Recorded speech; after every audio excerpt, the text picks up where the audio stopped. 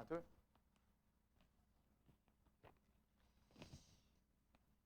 네,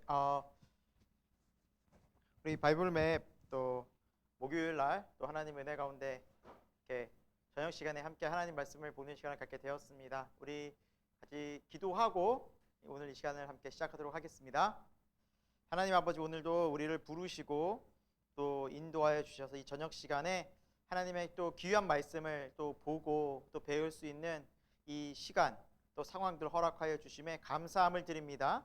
하나님의 말씀은 우리 발의 또 등이요 우리 삶의 빛이 되는 줄로 믿습니다. 오늘 그 은혜의 말씀들이 우리의 삶에 밝은 빛이 되어 주셔서 정말 우리로 하여금 모든 생각들, 마음들이 주님 안에서 다시 한번 평강과 또 위로와 또 회복과 소망을 얻는 소중하고 복된 시간들이 되게 하여 주옵소서. 이 모든 말씀을 예수 그리스도 이름으로 기도드립니다. 아멘.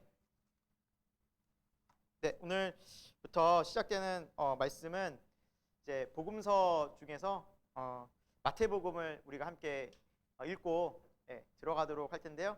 여러분 이제 밑줄을 쳐 오셨을 겁니다. 제가 올린 거는 20장까지 올렸는데 여러분 어디까지 치신지 모르겠습니다. 오늘 여러분 믿음대로 될지 아니면 그 이상의 믿음을 하나님 요구하실지 오늘 저도 한번 이 시간 들어가 보도록 하겠습니다. 여러분 저도 어떻게 어디까지 좀 할지는 저도 감이 안 오고요.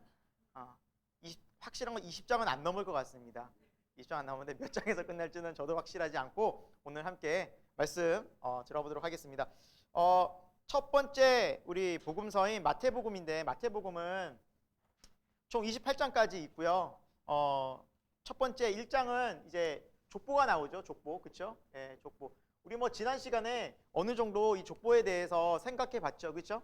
족보는 크게 마태복음과 누가복음에 나와 있고, 뭐 큰 특징으로는 이제 마태복음은 이제 위에서 아래로, 아브라함부터 위에서 아래로, 또 누가복음의 특징은 아래에서 위로, 그래서 하나님까지 거슬러 올라가고, 그거 우리가 함께 나눴고요.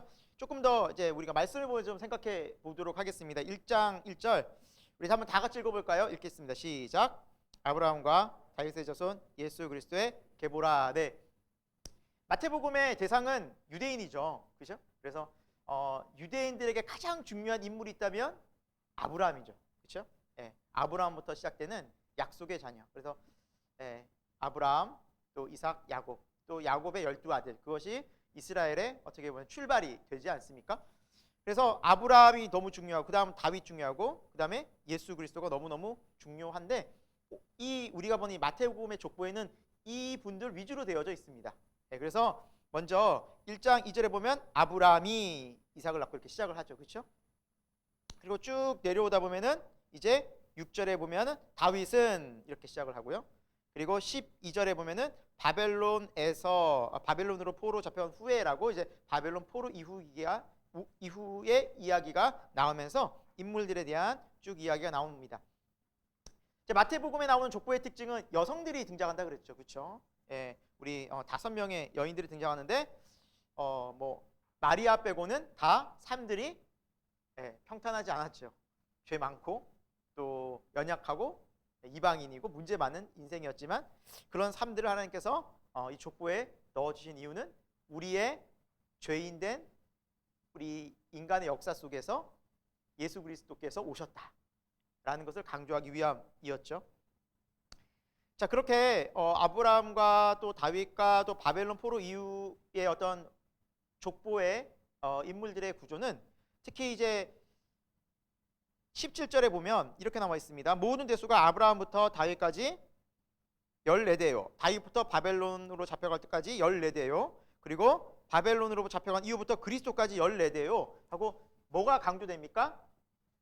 14, 14가 강조됩니다. 실제로 그런데 유대인의 족보를 보면 이렇게 딱 떨어져서 42명, 요게 3개니까요.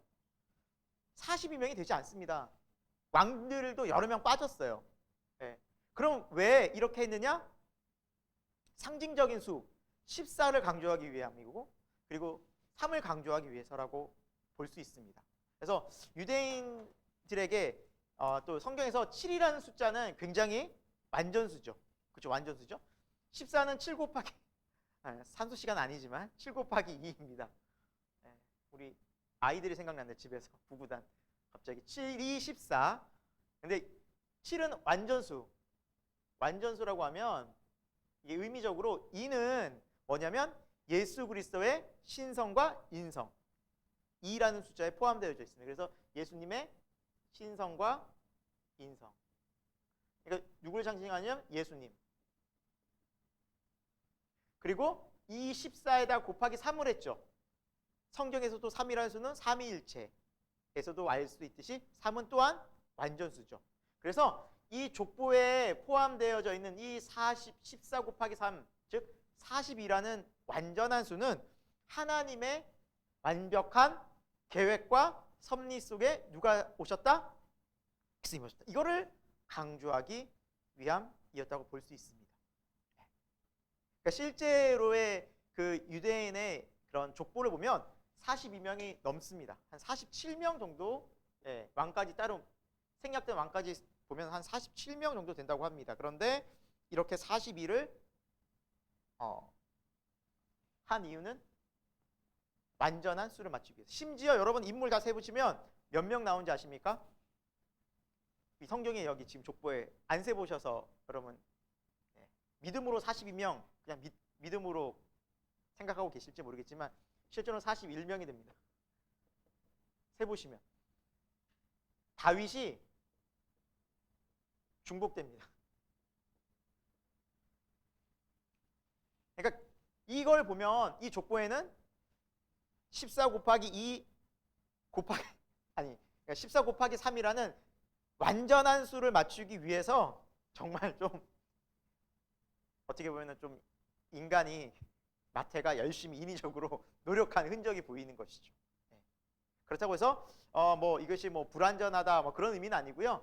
아까 전에 얘기했듯이 하나님의 철저한 계획과 섭리 속에 이 예수 그리스도께서 태어나셨다라는 것을 강조하기 위해서 아브라함부터 다윗까지 14, 또 다윗부터 바벨론 시대까지 14대, 그리고 바벨론 포로부터 예수 그리스도까지 14대다.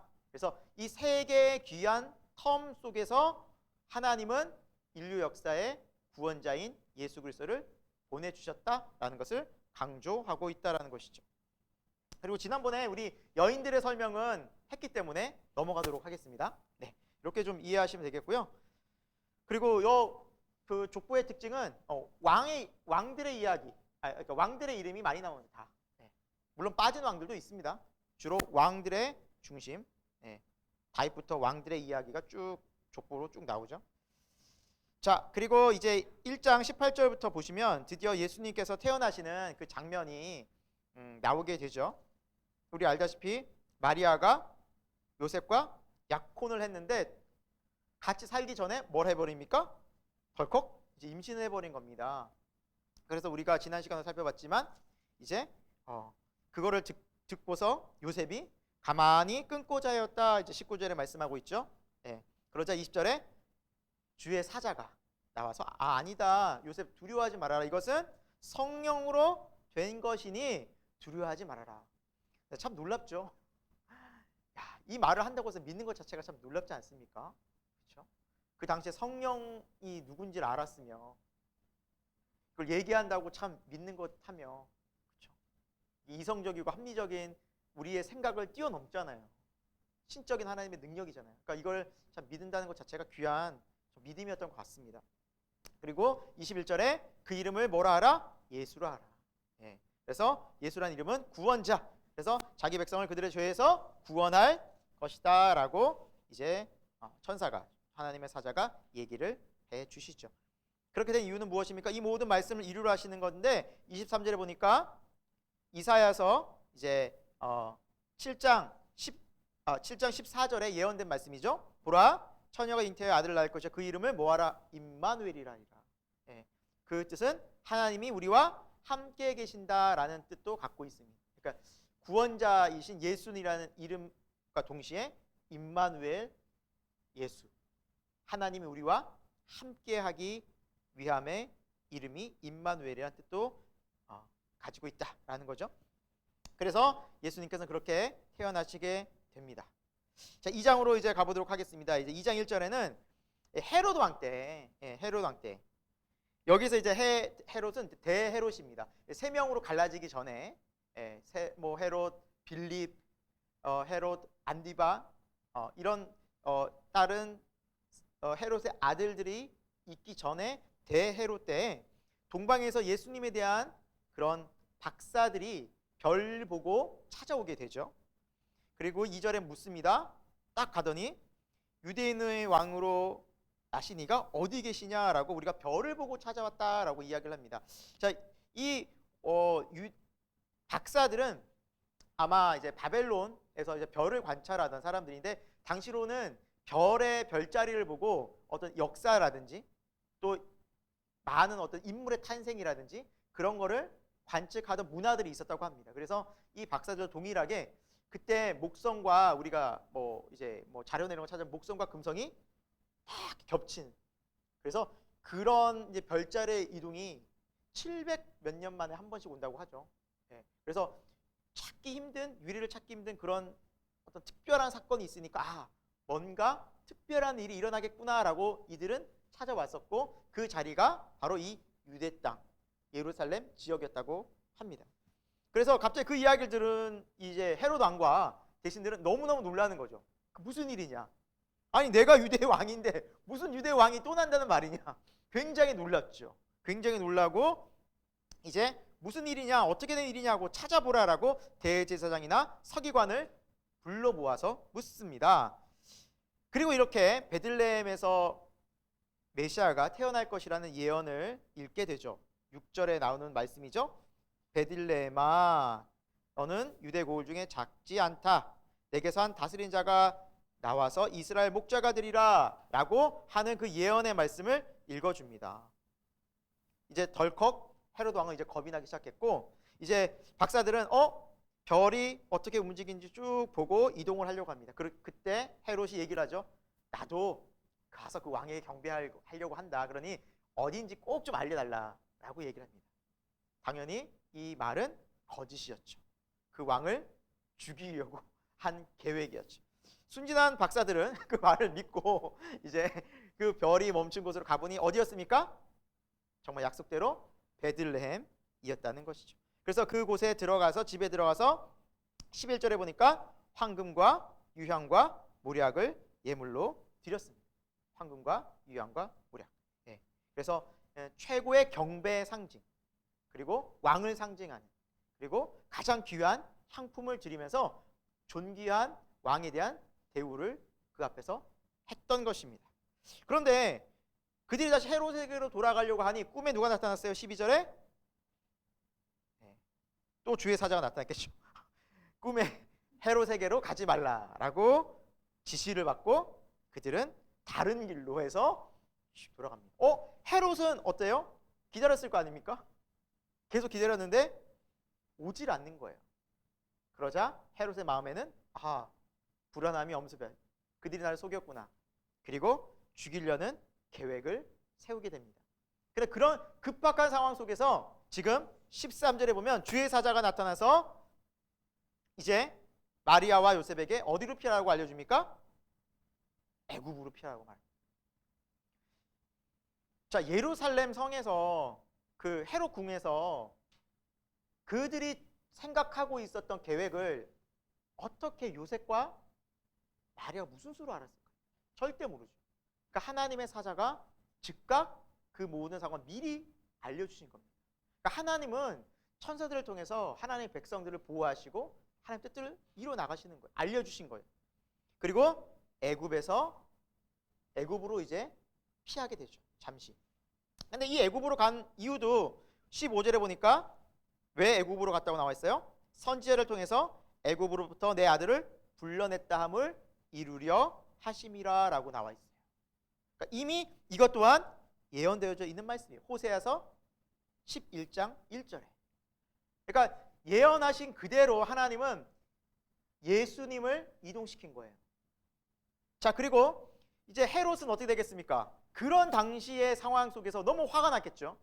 이제 자신을 속이고 그렇게 먼 땅으로 떠나간 바벨론의 그 동방 박사들을 이제 원망하면서 화가 나서 이제 그 왕으로 난 유대인의 왕으로 난 그 아이를 찾으려고 하니 너무너무 넓은 거예요. 어떻게 할까? 그 지역에 아이가 한둘이었겠습니까? 그리고 언제 태어났는지 어떻게 알겠습니까? 그래서 2살 이하로 다 죽여버립니다. 많은 아이들이 죽었겠죠. 여러 명의 아이들이 그 죽음과 고통을 당하겠죠. 그렇다면 부모는 어떻게 했어요? 엄마는 어떻게 했어요? 그러니까 그 비참한 그 통곡 소리가 너무나 그 땅을, 그 베들레헴 지역을 울렸겠죠. 그래서 18절에 보면 라마에서 슬퍼하는 소리가 바로 라헬이 자식을 잃고 애곡하는 그 자식을 위하여 애곡하는 것이다. 이게 뭐냐면 자식이 없었던 이제 라헬이 그런 애통함으로 부르짖던 하나님께 나왔던 그런 울음소리처럼 정말 자식 잃은 부모가 그렇게 울음을 터뜨리는 그 장면을 하나님께서는 바로 이와 같은 모습이 바로 이 구약의 말씀을 이루려 하심이라라고 하나님이 말씀해 주셨습니다. 정말 그만큼 고통 속에 많은 사람들이 이제 엄마들이 또 가족들이 고통을 받고 있던 그 찰나에 이제 그 대헤롯이 죽고 주의 사자가 애굽에서 요셉에게 다시 나타납니다. 그래서 다시 돌아가라, 다시 이스라엘 땅으로 가라 해서 이스라엘 땅에 어디로 가려고 하면 다시 그 베들레헴 지역으로 가려고 했는데 문제가 생겼어요. 22절에 이 알켈라우가 다스리던 그 지역이 바로 이 다시 돌아가려는 그 지역에 이 사람의 특징이 뭐냐면 다른 왕의 아들보다 헤롯 왕의 아들보다 가장 포악하고 악랄했다고 합니다. 그래서 그 이야기를 듣고 다른 지역으로 가려고 했는데 그 지역이 바로 처음에 왔던 갈릴리 지역이었어요. 갈릴리 지역. 그래서 나사렛이라는 동네로 가려고 결정을 내렸던 것이죠. 그래서 23절에 보면 나사렛이란 동네로 이동을 했는데 그 이유는 무엇입니까? 선지자의 말씀, 즉 나사렛 사람이라라는 것을 이루려 하심이라라고 기록하고 있어요. 여러분, 한 그 어릴 때 태어나는 그 과정이 몇 번을 옮겨 다니는 이러한 경우가 있을까요? 라는 거죠. 옮겨 다녀도 베들레헴, 애굽, 나사렛. 그러니까 그 당시에 예루살렘과 온 유대 땅에 예수란 이름이 굉장히 많았어요. 흔한 이름이었어요. 구원자. 구약으로 따면 여호수아. 그 이름이 너무너무 흔해서 저기도 예수, 여기도 예수, 서로서로 다 예수라 불리는데 진짜 예수가 누군지 알게 뭐예요? 어떻게 알겠어요? 그러니까 구약의 예언을 정확하게 이루신 그분이 진짜 예수인 거예요. 베들레헴에서 태어나면서부터 얼마 안 있다 애굽으로 가고 애굽에서 다시 나사렛에 가서 살게 되고 이러한 사람은 예수 그리스도 나사렛 예수 한 명밖에 없다는 거죠. 그래서 분명히 하나님은 모를 수 없게 역사 속에서 확실하게 예수님이 구원자라는 것을 약속대로 보여주셨다라는 겁니다. 그러니까 하나님이 덮어놓고 예수 믿어라는 게 아니에요. 하나하나 약속대로 말씀하셔서 이루면서 알려주셨어요. 섬세하게 약속대로. 그러니까 그분이 약속의 말씀을 따라오신 예수 그리스도셨다라는 겁니다. 자, 마태복음은 여기까지 예수님의 어린 시절이 끝나요. 그리고 우리가 알다시피 이 어린 시절 조금 더 유년기가 누가복음에 나와요. 그래서 우리가 그 유년기 누가복음에 가서 살펴보도록 하고요. 마태복음은 3장으로 넘어갑니다. 3장은 이제 예수님의 뭐가 시작됩니까? 공생애가 시작됩니다. 예수님의 공생애가 3년 혹은 3년 6개월이라고 이야기한 기준이 뭐였죠? 뭘 근거로 했죠? 6월절, 그렇죠? 6월절 횟수 어디에 나와 있어요? 요한복음. 거기까지만 알고 계시면 돼요. 왜 3년 6개월이냐? 왜 3년이냐? 그거를 우리가 알 수 있는 근거는 마태, 마가, 누가는 없어요. 요한복음밖에 없어요.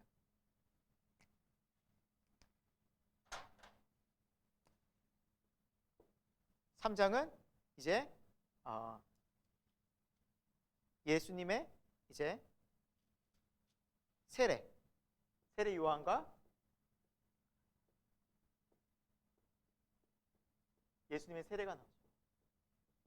자, 세례 요한이 등장이 나오는데 3장 1절에 보면 세례 요한이 이르러 유대 광야에서 회개하라. 뭐가 가까이 왔다? 천국이 가까웠다. 이렇게 외치는데 많은 사람들이 그의 말에 귀를 기울입니다. 그런데 이 세례 요한 또한 뭘 이루기 위함이냐? 3절에 보니까 이사야를 통해서 이렇게 미리 말씀하셨어요. 이사야 40장 3절에 광야에 외치는 자의 소리가 있어. 뭐 한다고요? 주의 길을 준비하라 라고 외치는 자가 있을 것이다. 그러니까 예수님 앞서서 예수님에 대해서 소개하는 한 사람이 있을 것이다. 이미 이사야가 예언해 놓은 거죠. 예수님이 태어나기 700년 전. 이사야 선지자가 이미 예언해 놓은 것을 그대로 이루려 하심이라. 그러니까 하나님의 구원 계획은 철저하게 하나님의 구약의 예언의 말씀 그대로 이루어져요. 뜬금없이 사람들이 막 튀어나온 게 아니에요. 철저하게 약속대로 이루어진다는 것이죠. 근데 세례 요한 어떤 사람이었냐? 4절부터 보면 낙타토 옷을 입고 가죽띠를 띠고 또 메뚜기와 석청을 먹으면서 광야에서 지내던 사람이었어요. 그래서 어떤 학자들은 이 광야에서 지내던 이 세례 요한이 에스네파의 어떤 그런 출신이 아니었을까라고 생각도 합니다. 그래서 세상과 등지면서 금욕적인 삶을 살면서 오직 말씀만. 그래서 그의 설교는 아주 분명했어요. 타협이 없었어요. 날카로웠어요. 그래서 뭐 예화를 들고 편하게 설교한 게 아니라 그냥 막 전곡을 막 찌른 설교. 거짓말하지 마. 근데 어제 거짓말했거든. 엄청 막 찔리고. 근데 그 말씀에 능력이 있는 거예요. 왜? 살아계신 하나님이 함께하기 때문에 그 말씀에 권위가 있는 거예요. 그 앞에서 뭐 자기 속이 다 드러나는 거예요.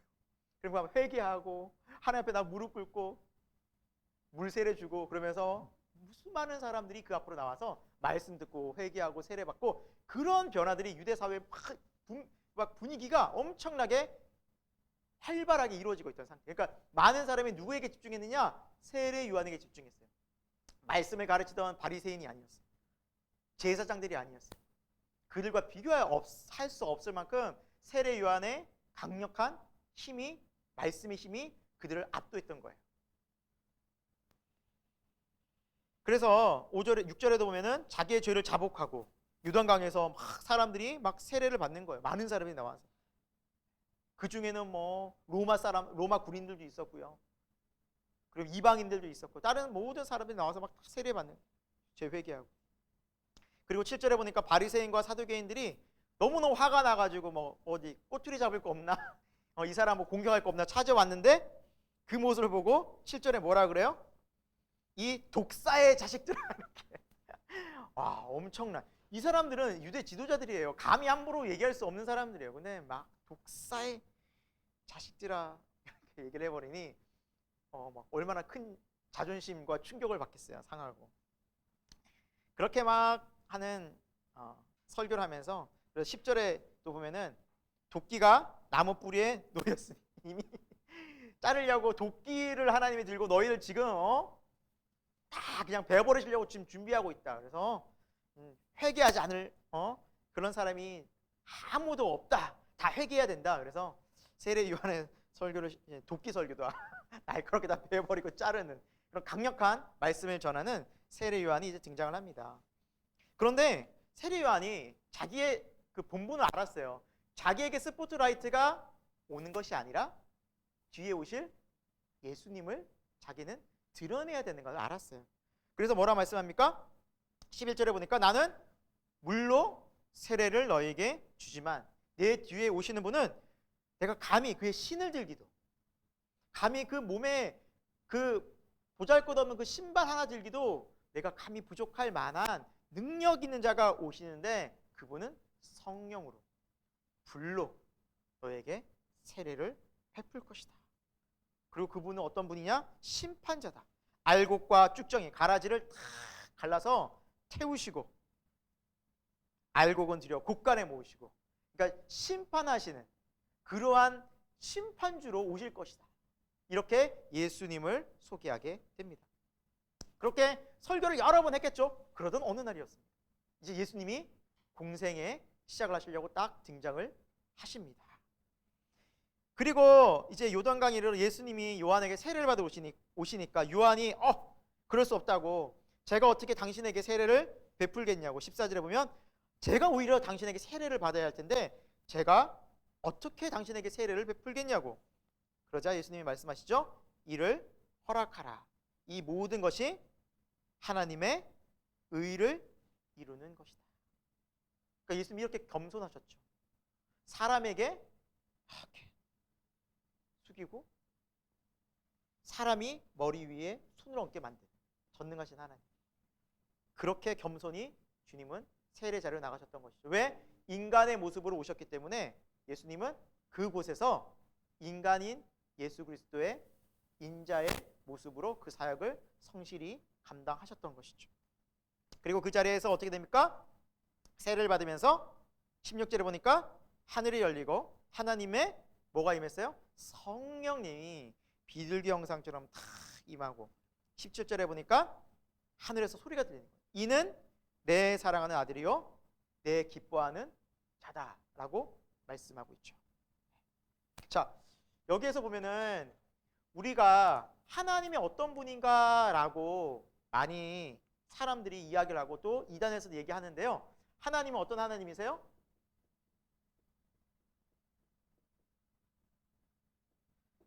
자, 삼위일체 하나님인데 삼위일체란 말이 성경에는 없어요. 나와 있지 않는데 우리 성경을 쭉 보면서 하나님이 어떤 분이다라는 것을 우리가 알 필요 있는데, 오늘 이 세례받는 장면에서 보면 성부,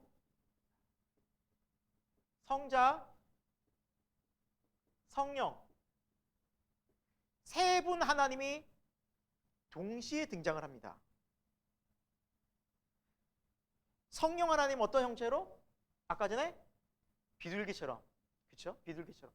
비둘기가 아니에요, 여러분. 비둘기 같은 형상이에요. 비둘기라 생각하시면 안 돼요. 비둘기 형상으로 해. 자, 그리고 성자 예수님 뭐 하고 있어요? 세례 받고 계셔요. 그리고 하늘에서 무슨 음성이 들렸어요? 누구의 음성?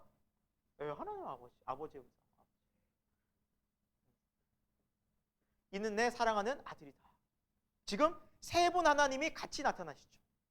동시에 함께 하시죠. 그래서 구원 사역은 성삼위 하나님이 함께 하시는 사역이에요. 하나님 아버지의 뜻을 따라 성자 예수님이 인간의 몸을 입고 오셔서 성령의 권능으로 치유와 놀라운 기적으로 하나님께서는 많은 사람들에게 그분이 메시아인 것을 드러내셨죠. 그러니까 함께 하시는 거예요. 성삼위 하나님이 함께 하시는 거예요. 함께. 나누어져 계시지만 이분들은 언제나 연합하여 함께. 그래서 나누어 계시지만 이분들은 항상 연합해서 함께 하신다. 나누어지지 않아요. 따로따로. 그리고 오해하시면 안 돼요. 성부가 가장 높고 성자가 2등, 성령 3등 계급 있는 거 아니에요. 오해하시면 안 돼요. 그냥 연합해지, 동등하세요. 그분들. 우리가 생각하는 아빠, 아들, 너 내 말에 뭐 복종해야지 이런 거 아니에요. 그런 관계가 아니라 동등하신 거예요. 이건 차차 여러분들이 또 계속해서 알아가시면 되겠고, 중요한 것은 성부, 성자, 성령이 함께 하신다. 함께 하신다. 그리고 이분들은 각각의 위격이 있으시다. 따로도 존재하신다. 그러나 이분들은 연합해 계신다는 게 성삼위 일체 우리가 믿는 하나님의 모습이에요. 근데 여기 장면이 그 세 분이 같이 나오는 장면으로 유일해요. 유일해요. 이게 오해하시면 안 되는 게, 어떤 사람은 이런 사람이 있어서 그래요. 양태론이라고 해요. 이렇게 빠진 사람 되게 많아요. 양태론. 이게 뭐냐면 하나님은 한 분인데 어떤 때에는 성부로, 어떤 때는 성자로, 어떤 때는 성령으로 역할만 달라진다는 거예요. 쉽게 하면 한 분 하나님인데 구약에는 성부 하나님이 나타난 거고, 한 하나님인데 신약에는 예수로 나타난 거고, 한 하나님인데 예수님이 승천하고 성령으로 나타난 거다, 이런 거예요. 쉽게 하면 역할이 다르는 거죠. 나라는 김민호 목사가 교회에서는 뭐예요? 목사님이잖아요. 목사님. 우리 아이들에게 뭐예요? 아빠. 우리 아내는 뭐예요? 남편이에요. 역할이 다른 거죠. 교회 가면 이런 모습, 찬양도 하고, 여러분 할렐루야, 여러분 막 복음도 전하고. 그럼 내가 집에 가서 아내한테 할렐루야 복음 전하면 아내가 뭐라고 그래요? 정신 차려, 여긴 교회가 아니야. 그만해, 설교 들었어, 이렇게 될 거예요. 우리 아이들한테는 아이들답게 대해야 되는 거예요. 그게 양태론이에요. 한 명인데 모습이 다른 거예요. 이게 양태론이에요. 하나님은 오해하면 안 돼요. 어떤 데는 성부로 나타났고 어떤 데는 성자의 모습이고 어떤 데는 성령의 모습이라가 아니라 성부와 성자와 성령의 각각 다른 위격이 있는 거예요. 이해되세요? 이 본문이 세 분이 각각 위격이 있다는 걸 알려주는 정확한 본문이에요. 그래서 그래요. 이단들이 공격할 때 이걸로 되게 많이 공격해요. 혹시 그거 알아요? 하나님이 구약에는 성부 하나님으로 나타났고 신약에는 성자 하나님으로 오셨고 지금은 성령 하나님으로 존재하는 거예요. 그분이 한 분 하나님이에요. 그럼 그런가? 이것도 모르면 그런가 그래요. 요걸 얘기해 주면 그 사람이 아무 말도 못해요. 성경에 나와 있는. 아시겠어요? 그래서 그래. 이단들이 이런 걸 공격하기 위해서 많이 사용해요. 자, 그렇게 예수님이 세례를 받으시고 겸손히 하나님 나라의 일을 해 가십니다.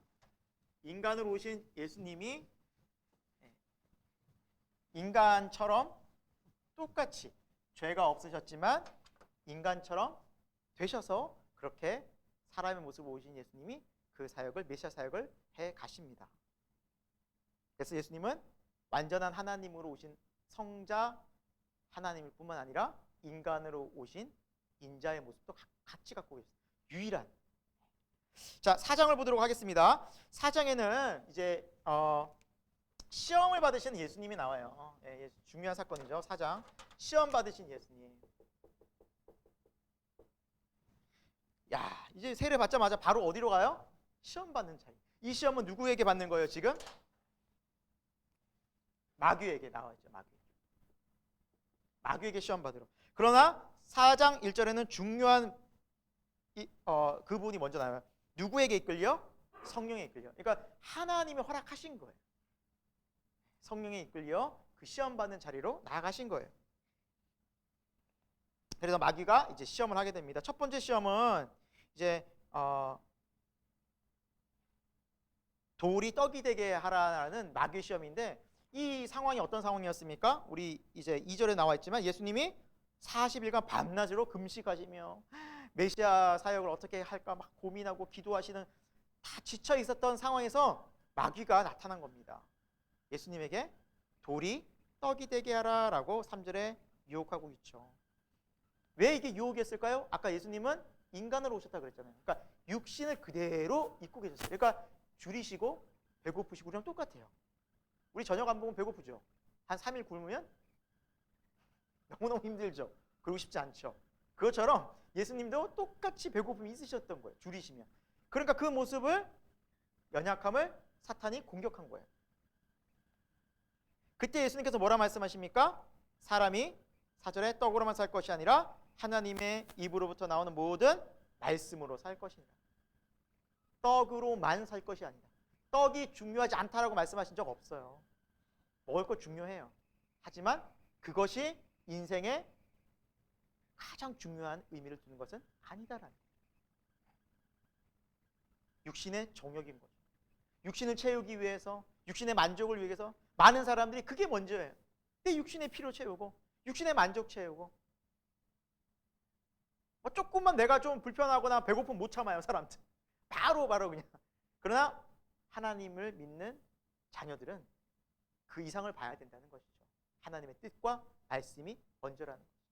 그래서 여러분 정말 우리가 하나님의 말씀을 채운 이유가 거기에 있습니다. 큐티한 이유와 하나님의 말씀 묵상한 이유가 배운 이유가 거기에 있다는 것이죠. 육신의 삶들을 채우기보다 먼저 영적인 말씀으로 우리를 채워나가는 것. 그게 우리가 이 세상을 이기는 힘이 되기 때문입니다.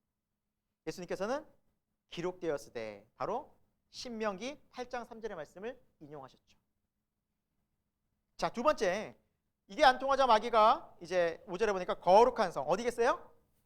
예루살렘 성으로 탁 꼭대기로 올려 뛰어내려라. 그러면 기록되었을 때 마귀도 이제 6절에 보니까 기록되었을 때라는 표현을 써요. 쭉 쓰면서 너의 발이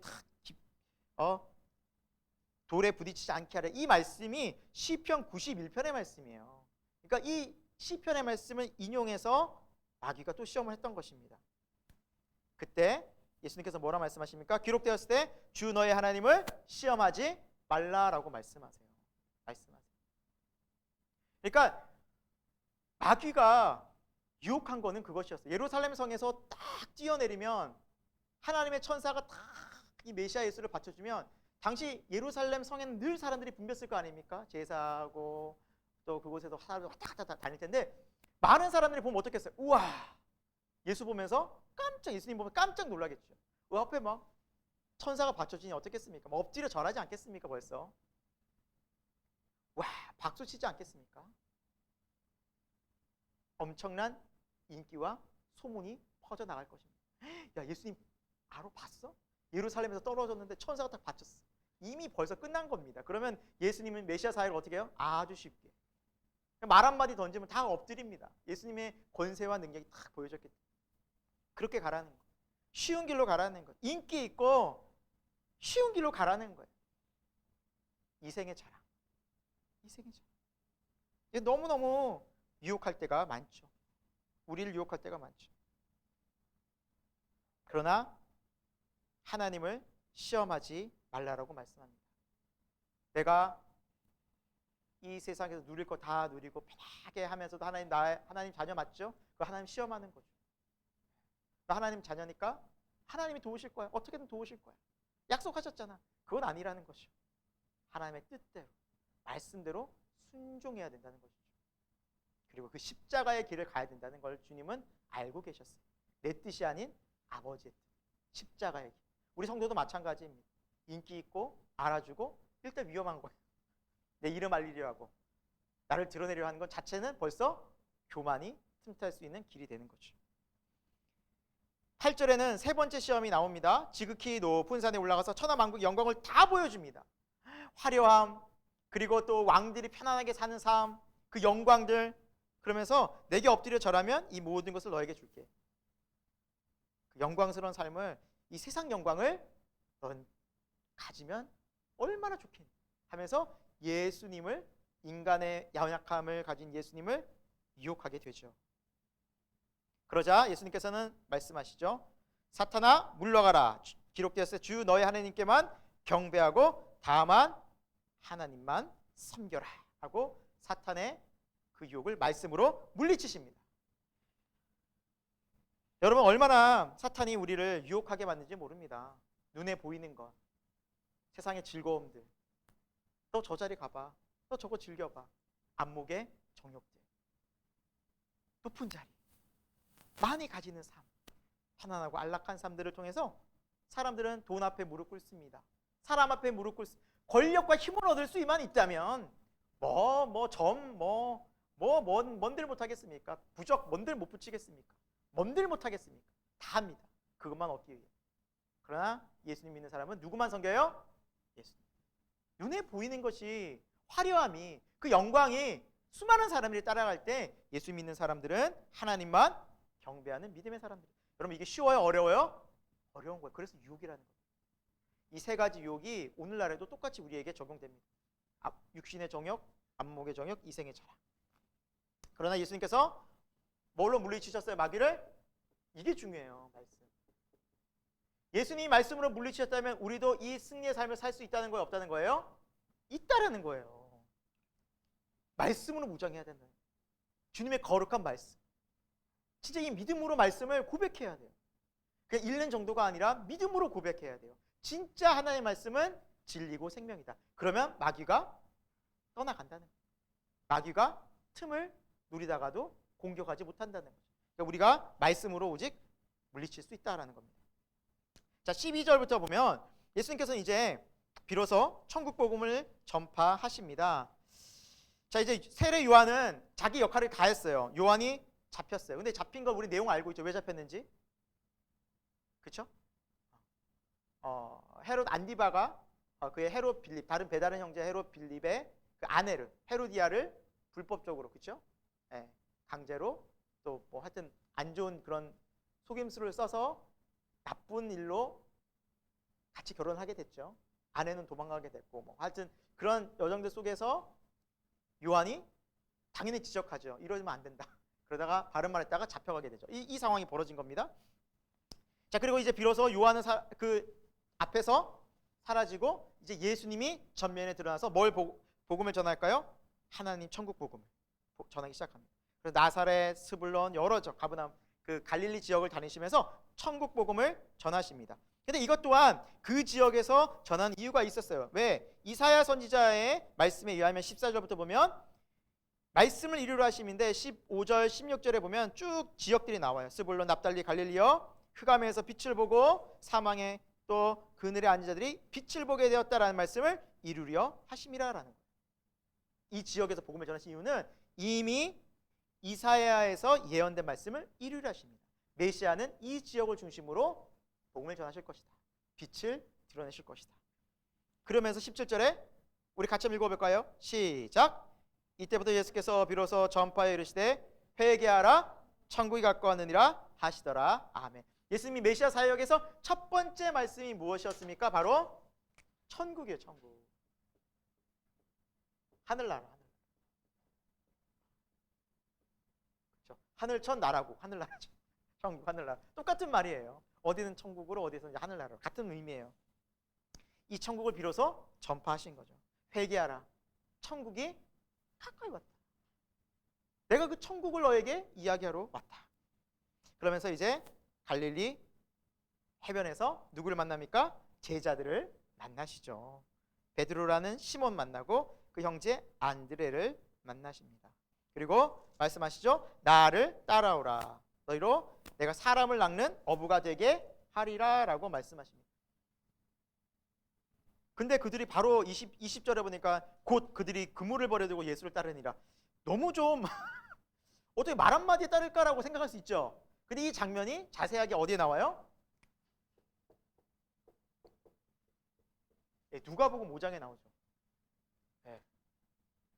예수님의 배에 올라타신 베드로의 배에 올라타신 예수님께서 설교를 하시는데 그 설교를 밤새도록 물고기 한 마리 못 잡던 베드로가 듣고 그리고 예수님이 깊은 데 가서 그물을 내리라니까 잡은 것이 없고 밤새도록 수고하였지만 말씀에 의지하여 제가 그물을 내리겠습니다 라고 내렸더니 그물이 찢어질 정도로 많이 잡아서 다른 배에 옮겼어요.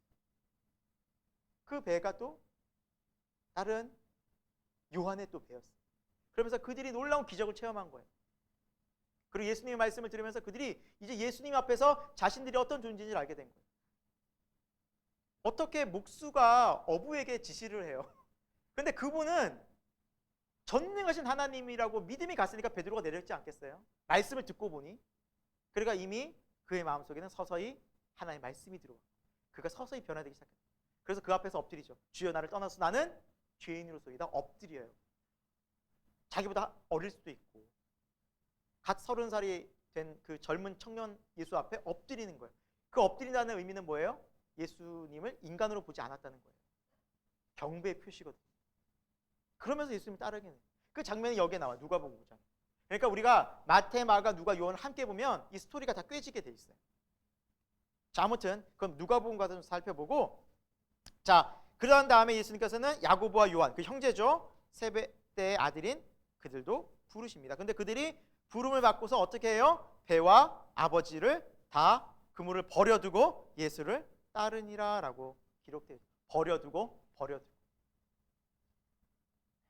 그들에게는 가장 중요한 것이 무엇이었어요? 이제 하나님 나라였던 거예요. 하나님 나라의 가치는 기꺼이 포기할 수 있어요. 세상 것들을. 그러니까 쉽게 얘기하면 여러분 예수님을 믿는 예수님의 제자가 된다는 뭐냐면 이거는 100% 생겨요. 우선순위가 명확해집니다. 예수님을 믿는 사람 우선순위가 명확해져요. 예배가 우선순위예요. 예수님 말씀을 듣고 읽는 것이 우선순위예요. 말씀 배우는. 그리고 기도가 우선순위가 돼요. 안 될래 안 될 수가 없어요. 이렇게 바뀌어지는 거예요. 이거를 예수님이 자 지금부터 나를 따르려면 첫째 배를 버려둔다. 둘째 아버지를 등진다. 셋째 그리고 와서 나를 따른다. 설명한 적이 없어요. 그렇게 된 거예요. 스스로가. 이걸 갖고서 예수님 따르려고 하니 따를 수가 없는 거예요. 그리고 그걸 버려두고 따르는 거예요. 기꺼이. 그게 천국 복음이 우선순위가 생겨요. 명확해져요. 그리고 예수님께서는 온 유대 갈릴리 지역을 다니시면서 23절에 보니까 가르치고 천국 복음을 전파하고 그리고 많은 약한 병과 그리고 아픈 사람들을 고치셨다라고 나와 있습니다. 그게 천국 복음의 사역이에요. 천국 복음이 들어가면 말씀이 전해지고 그리고 이 말씀들을 많은 사람들에게 전파가 되어지고 또 병 고치는 사람들이 회복되어지는 놀라운 역사들이 나타난다라고 말씀하고 있습니다. 그리고 그 많은 사람들이 여러 지역에서 많은 사람이 이제 예수님께 몰려들기 시작했습니다.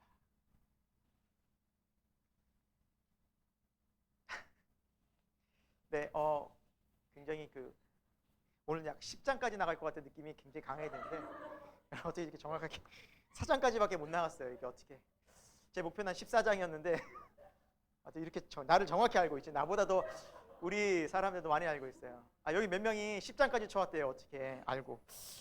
근데 머리를 잃는 것 같아. 예, 오늘 잠깐 시간이 되었고 쉬는 시간이 돼서 5분간 쉬도록 하겠습니다. 네, 5분 뒤에 만나겠습니다.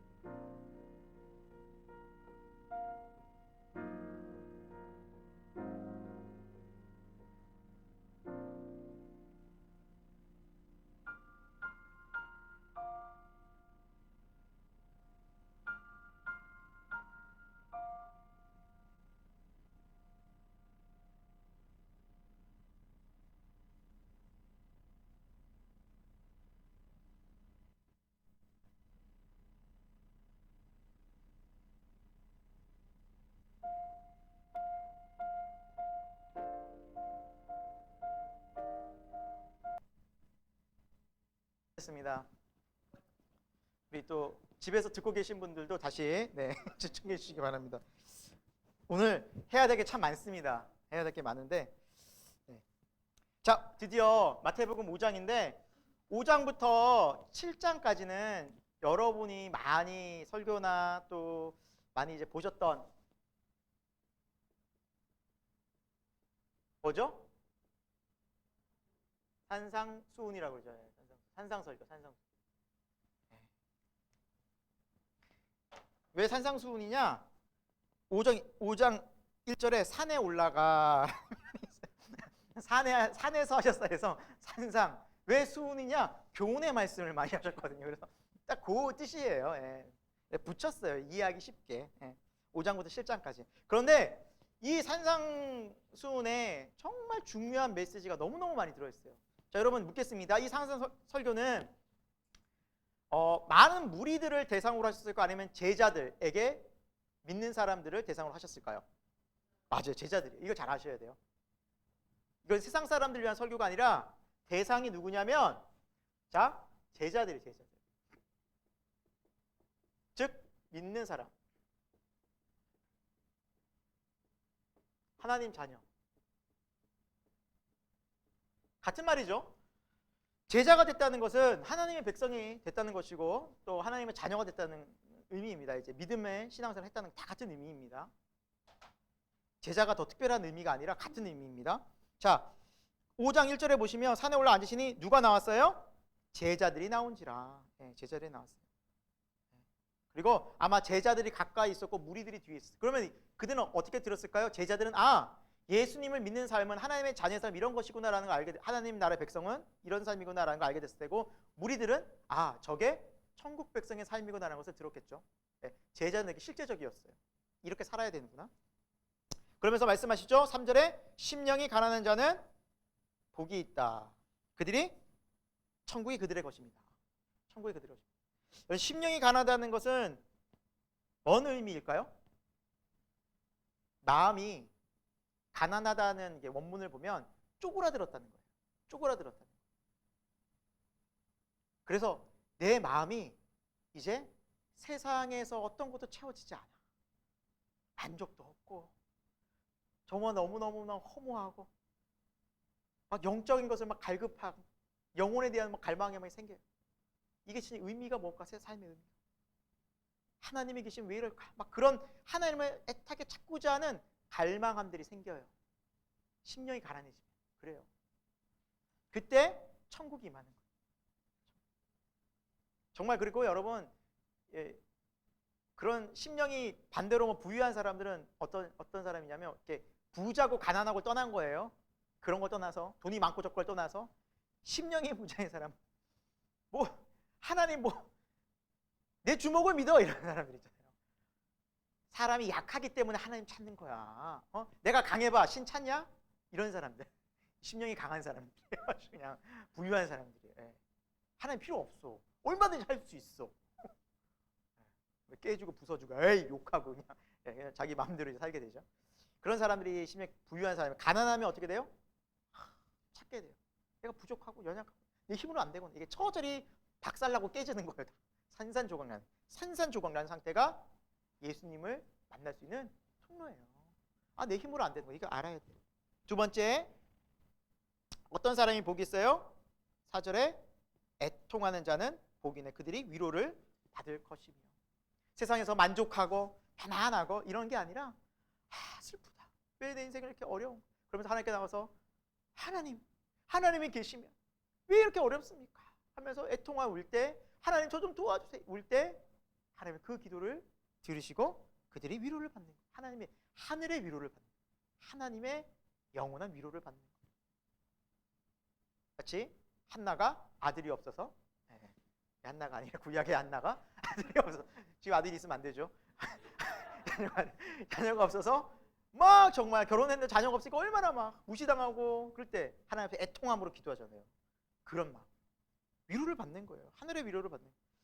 5절에 보니까 온유한 자는 복이 있나니 그들이 땅을 기업으로 받을 것이에요. 온유한 자. 구약에 보면 온유한 사람 또 누가 있나요? 이삭. 그렇죠. 우물 달라니까 막 주고 가져 그리고 딴 데 우물 파고 막 우물 파다 근데 또 나와. 근데 나중에는 르호봇 가장 넓은 땅을 차지해요. 하나님이 안 될 것 같지만 막 세상 사람들이랑 치열하게 경쟁해서 내가 다 딸 거야 내 땅이야 막 그러면 잘 살 것 같지만 자기 힘대로 하는 것과 하나님이 복을 주신 건 차원이 다른 거죠. 그게 온유한 삶이에요. 온유한 삶. 그리고 6절에 의에 줄이고 목마른 자는 복이 내 그들이 배부를 것이며. 이게 의에 줄인 거예요, 여러분. 진짜 이게 뭐 배고픔에 굶주리고 음식에 굶주린 게 아니라 의에 줄이고. 의가 뭘까? 의롭게 사는 게 뭘까? 그런 사람들이 바로 하나님께서 주시는 의로움으로 영적인 풍요로움을 누린다는 거죠. 하나님이 그걸 알려주세요. 네가 의로운 길을 가기 원하느냐? 내가 너를 인도하리라. 그 속에서 누리는 만족, 감사, 하나님의 뜻을 아는 그러한 은혜로운 삶을 경험하게 된다는 것이죠. 이게 복이라는 거예요. 자, 그리고 7절에 뭐예요? 긍휼히 여기지 않는 복이 있나니 그들이 긍휼히 여김을 받을 거예요. 다른 사람을 긍휼하게 여기는 자는 하나님이 긍휼히 여기주세요. 네가 다른 사람을 그렇게 대할 줄 아는구나. 다른 사람을 불쌍히 여길 줄 아는구나. 내가 너를 긍휼히 여겨줄게. 하나님이 그를 돕는 거예요. 다른 사람을 악하게 대하고 몇 배로 갚아주고 이게 아니라 그런 삶이 아니라 정말 이게 긍휼을 베풀고 불쌍히 여기고 그 삶을 하나님이 그 영혼을 불쌍히 여기주시는 하나님의 위로가 긍휼히 여기심을 받는다는 거죠. 그 다음에 8절에 마음이 청결한 자는 복이는 그들이 하나님을 볼 것이요. 하나님을 마주하게 된다. 하나님을 경험하게 된다는 것. 마음이 그러니까 거룩한 삶을 살아가는 하나님을 더 깊이 알아가는 은혜가 있다. 하나님을 더 인격적으로 만나는 복된 은혜가 있다는 거죠.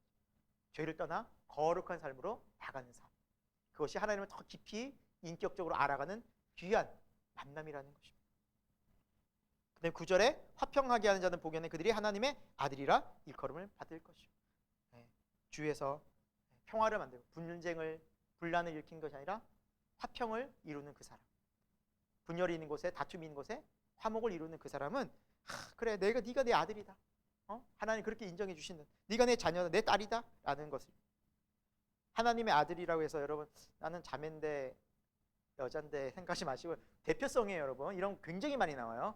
굉장히 많이 아들이라 해서 여자는 소외되는 건가 이러지 마시고 여기서 아들이라는 건 자녀의 대표성입니다. 오해하지 마세요. 자, 10절에 의를 위하여 핍박받는 자는 복이는 천국의 그들이 것입니다. 말씀을 듣고 말씀대로 살려고 하다가 핍박받는 경우 있습니다. 우리나라에도 물론 있겠지만 가까운 북한, 또 중국, 이슬람, 힌두교 국가들은 엄청난 박해와 핍박을 받고 있다고 합니다. 예수 믿는 것 때문에 교회가 불타고 그리고 지하 감옥에 갇히고 북한도 엄청난 탄압이. 그러나 하나님이 그들에게 주신 건 뭐예요? 천국 소망이라는 이 땅이 아닌 천국이 더 명확해져요. 그분들 더 우리랑 비교할 수 없을 정도로 천국을 갈망해요. 왜? 이 땅에 소망이 없다는 거 알거든요. 너무너무 명확해요. 그러나 여러분 핍박도 없고 고난도 없고 너무 편해요. 그러면 어디가 천국인지 알아요? 여기가 천국인지 너무너무 좋아요. 여기가 좋아 보여요. 너무. 그리고 주님 조금 늦게 오셨으면 좋겠어요. 조금 더 내가 좀 여행도 다니고 차도 좀 좋은 걸로 바꿔야 되고 좋은 집도 좀 살아봐야 되는데 아직은 주님 안 오셨으면 좋겠다는 마음이 들어요. 여기에서 더 누리고 싶어서. 그건 뭐예요? 편하니까. 근데 핍박받으면 어때요? 천국이 너무 간절해요. 주님 빨리 만나고 싶고. 그래서 초대교회 성도들이 주 예수여 어서 오시옵소서 맨날 그 기도가 나온 거예요. 핍박받으니까. 우리는 주 예수여 조금 늦게 오시옵소서 이렇게 돼요. 한국에 편하니까. 빨리 지금 오시면 한 게 없는데 이렇게 돼요. 여러분 지금 오시면 어떻겠어요 여러분? 내일부터 당장 직장 그만두고 막 전도로 다니지 않겠어? 너무 한 게 없어. 전도도 안 했지, 뭐 봉사도 안 했지, 뭐 한 게 없어. 막 선교지 알아보고 뭐 어떻게 물질로라도 안 되나, 후원이라도 안 되나 뭐 그럴 거 아니에요. 왜? 우리는 우리 삶에 너무 바쁘거든. 핍박 안 받아요. 그러니까 핍박 받으면 천국이 더 넓게 보인다는 거죠. 그래서 예수님 믿고 우리가 말씀대로 살다가 어려운 고난이 오면 여러분 그것을 막 이상하게 생각하지 말고 나는 잘 못 믿어서 막 하나님 이렇게 막 복 받지 못해가 이런가? 그게 아니라는 거야. 복은 이런 핍박받는 게 복이래요. 자, 여러분 팔복을 보십시오. 좋은 직장에 들어간 자는 복이 있나니 그들이 높은 연봉을 받을 것이요. 그렇잖아요. 이런 거 없잖아요. 하나도 없어요. 물질적인 거, 건강에 관한 거, 세상에서 성공하는 거 1도 없어요. 근데 이게 복이래요. 우리 축복 대성회 하면 이런 얘기 안 하잖아요. 축복 대성회 하면 막 직장 잘 되고 우리 아이들 잘 되고 대학 잘 가야 되고 다 건강해야 되고 다 그런 건데 복은 그런 게 아니라는 거죠. 그러니까 우리가 진짜 말씀을 봐야 돼요. 이런 말씀 보면 여러분 감사하세요, 막 은혜가 되세요, 아니면 다 걸리세요? 아 이게 복이면 어떡해.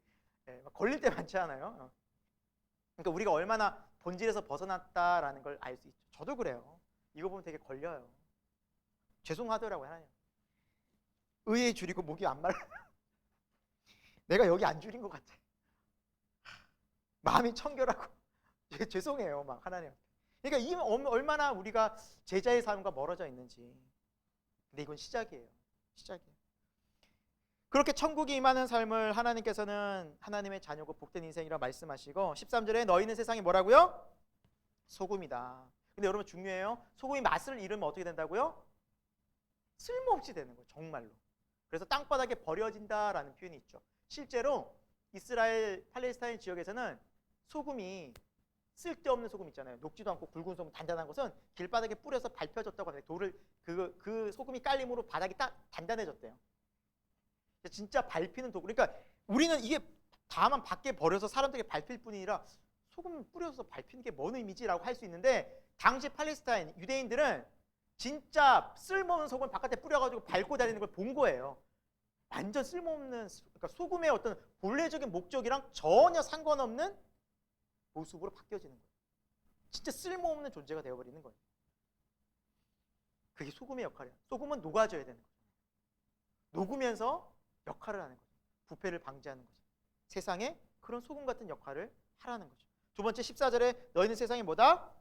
빛이다. 그 빛이 어디에 비쳐요? 모든 사람 앞에 비치게 하여 너희 착한 행실을 보고 하나님께 영광을 돌리게 하라. 그러니까 사람들 앞에 우리가 삶이 빛으로, 말씀으로. 그러니까 빛은 뭐예요? 예수님의 뜻이잖아요. 그러니까 예수님 뜻대로 살면 빛다운 하나님의 모습을 우리가 드러낼 수 있는데 우리가 그렇지 못할 때가 많다라는 거죠. 많다라는 거죠. 그러니까 빛은 숨길 수가 없다라는 거죠. 없다라는 거죠. 그리고 17절부터는 예수님께서 이렇게 말씀하세요. 내가 율법이나 선지자를 폐하러 온 줄로 생각하지 말라. 폐하러 온 것이 아니라 뭐 하러 왔다? 완전하게 하러 왔다라고 말씀하고 있어요. 왜 이런 말씀하셨느냐? 예수님이 같은 말씀을 전하시는데도 바리새인과 서기관들은 왜 저렇게 전하지 하고 의아한 거죠. 그러나 예수님 말씀은 왜 본질이잖아요. 그러니까 바리새인과 서기관들이 공격하는 거예요. 야, 우리 전통은 저러지 않아. 우리가 알고 있는 율법, 우리가 가르치는 것 좀 다르네. 그러니까 예수님의 말씀들을 그들이 대적하기 시작했는데 아니다. 난 율법, 선지자 뜻을 폐하러 온 것이 아니다. 거스르는 것 아니다. 나는 완전하게 진짜 이 의미를 알려주러 왔다. 그분이 말씀 자체잖아요. 그러나 바리새인과 서기관들은 믿지 않았죠. 대적했죠. 그러면서 예수님 말씀하십니다. 18절에 율법의 1.1획도 결코 없어지지 않고 다 뭐하리라? 이루어지리라. 이사야서의 말씀처럼 풀은 마르고 꽃은 시들겠지만 주의 말씀은 영원히 서리라. 영원히 서리라. 그리고 여러분 20절에 귀한 말씀 해주세요. 너희 의라는 건 누구의 의예요? 믿는 사람들의 의로움이 서기관과 바리새인보다 더 낫지 못하면 결코 천국에 들어가지 못하리라. 그만큼 하나님의 율법을 어떻게 해야 된다고요? 철저히 지켜야 한다. 예수님. 그러니까 말씀을 철저히 지켜야 돼. 그러니까 철저히 지킨데 서기관과 바리새인들은 어떻게 지켰어요? 외식이죠. 보이기 위해서. 속은 힘들고 막 그냥 억지스러운데 나는 바리새인이야. 이거 안 지키면 사람들이 나를 어떻게 생각할까? 지킨 외식. 속에는 안 그래. 그러나 지금 예수님은 말씀을 계속 보면 알겠지만 마음에서부터 중심에서부터 너희가 이 말씀을 순종하면 모든 것을 지키려고 노력하고 순종하게 될 것이다. 그래서 훨씬 그 의로움이 더할 것이다. 그러지 않겠어요, 여러분? 보는 외식적인 삶을 사는 사람과 보지 않아도 하나님 의식하는 사람이 누가 더 의롭겠어요?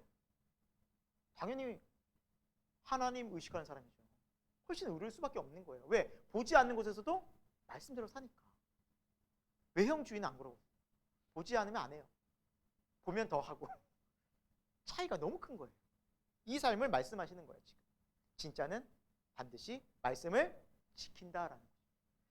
21절부터 보면 또 예수님께서 하나하나 우리 인생의 삶에 대해서 중요한 율법들을 말씀하시는데 옛사람에게 말한 바 살인하지 말라. 십계명이죠. 이 살인하지 말라는 말씀을 예수님께서는 이렇게 풀어주셨어요. 22절에 보면은 노하는 자마다 심판을 받게. 노가 뭐예요?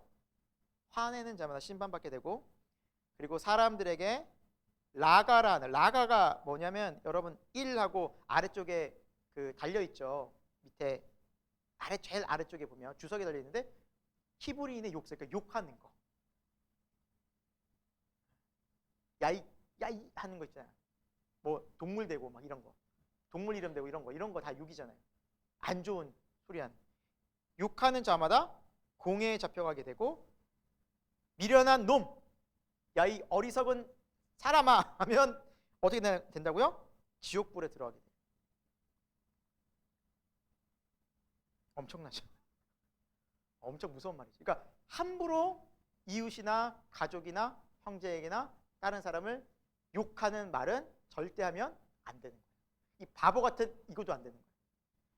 그러니까 얼마나 나부터 회개가 되는지 속으로 얼마나 이거 하나님 다 듣고 계신다는 거예요. 그리고 23절에 보면은 형제에게 원망받을 만한 어떤 내가 잘못한 일이 생각나거든 즉시 가서 화목하고 예물 드리라는 거예요. 그러니까 쉽게 얘기하면 여러분은 예배 드릴 때, 주일 예배나 뭐 수요 예배나 뭐 어떤 새벽 예배나 드릴 때 가족들이랑 엄마나 아빠나 혹은 뭐 형제자매 싸웠어. 불편해. 그 불편한 마음 갖고 오지 말라는 거예요. 문자 하나라도 죄송하다고, 내가 너무 화낸 것 같다고 그러고 오라는 거예요. 그거 하나님이 기뻐하신 예배라는 거예요. 아니면 내가 예배도 물질도 안 받겠다는 거예요.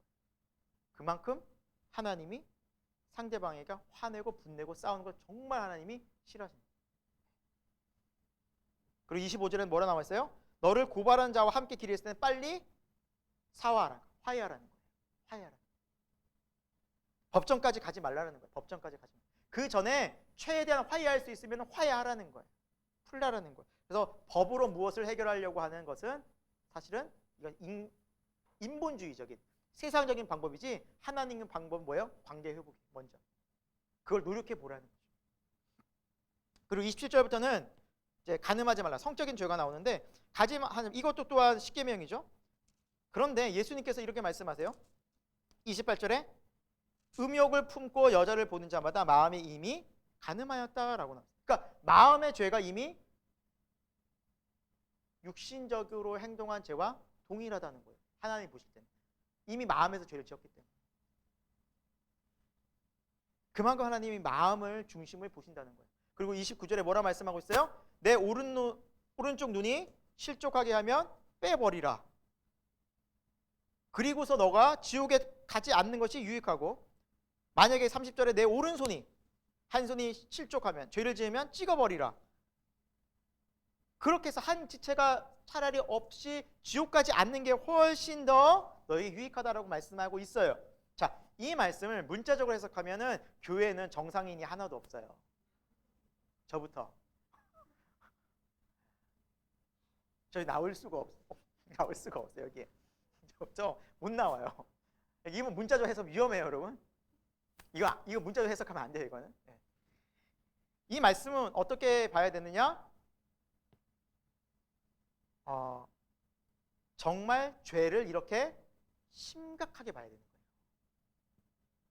그러니까 내가 죄를 졌어요. 예를 들어서 눈으로 어떤 잘못된 것을, 그러면은 눈을 빼고 내가 그 죄에 대한 것을 하나님 앞에 심판을 받고 다시는 죄를 짓지 말아야지. 왜? 눈이 빠졌으니까. 라는 심정으로 하나님 앞에 죄를 짓지 말라는 거예요. 쉽게 얘기하면 우리가 회개할 때 그만한 애통하는 심정이 있어야 된다는 거죠. 그러나 우리가 죄에 자주 노출되고 습관적으로 죄를 짓다 보면 이런 마음이 안 들어요. 그래서 문제인 거예요. 죄의 심각성을 모른다는 게 문제인 거예요. 죄의 심각성을 알라는 거예요. 예수님이 십자가에 못 박히신 이유가 뭐예요? 죄의 결과잖아요. 인간의 죄. 우리 지난 시간에 우리 봤잖아요. 말씀 같이 받고 우리 영상 봤잖아요. 참혹하잖아요. 그게 죄의 결과라는 거예요. 그 정도로 죄는 심각하고 하나님 앞에서 굉장히 하나님 싫어하시는 거예요. 그게 죄의 모습이에요. 아름답지 않아요, 절대. 죄는 절대 포장될 수도 없고요, 합리화될 수도 없어요. 죄는 우리를 지옥에 가게 만드는 가장 큰 원인이라는 거죠. 근데 그 죄가 어디 있는 거예요? 이미 마음에서. 마음에서. 그럼 우리는 어때요? 하나님 앞에 철저한 죄인이에요. 이 말씀 들으면 안 찔리는 사람이 누가 있겠냐는 거죠. 다 찔리는 거예요 지금. 이미 하나님 기준으로 너 손발 다 잘려야 돼요 지금. 그만큼 하나님이 그렇게 우리 죄를 보고 계신다는 거예요. 자, 31절을 보겠습니다. 또 일렀으되 아내를 버리려고는 이혼 증서를 써줄 것이라 하였으나 그 당시에 분위기가 뭐냐면 아내를 버리는데 이혼 증서 써주면 아내를 버릴 수 있었다고 합니다. 그러니까 그 이혼 증서를 이제 쓸 때는 이혼이라는 그런 합리적인 어떤 뭔가 이유가 있었겠죠. 그리고 뭐 종교 지도자한테 얘기를 했겠죠. 이러해서 이혼이 됩니다. 그러면은 알았다. 처리가 되는데 문제는 기준이에요. 이혼 증서를 쓰는 기준이에요. 뭘 갖고 기준 삼을까? 신명기 24장 1절에는 무슨 말씀이 있냐면 만약에 배우자가 수치되는 일,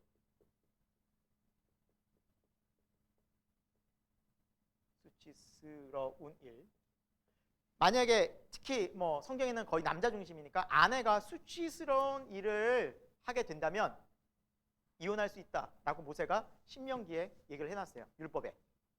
그럼 문제는 이 수치스러운 일을 어떻게 해석하냐는 거예요. 당시에 유대인들은 이 율법을 해석하는 두 개의 학파가 있었다고 합니다. 첫 번째 학파가 샴마이 학파예요. 샴마이. 샴마이 학파는 이 수치스러운 일을 뭐라 해석했냐면 간음죄예요. 간음죄. 성적인 죄. 간음죄를 저지르면 이혼할 수 있다. 이혼 증서 써줘서 이혼할 수 있다고 가르쳤고요. 힐렐 학파가 있어요. 힐렐 학파. 힐렐. 이 힐렐 학파는 이 수치스러운 일을 좀 더 넓고 포괄적으로 해석을 했다고 합니다. 그 당시 율법에. 그러면 어떤 일이었냐? 자, 요리를 잘 못했어요. 그리고 내 부인이 낯선 남자와 이야기를 했어요.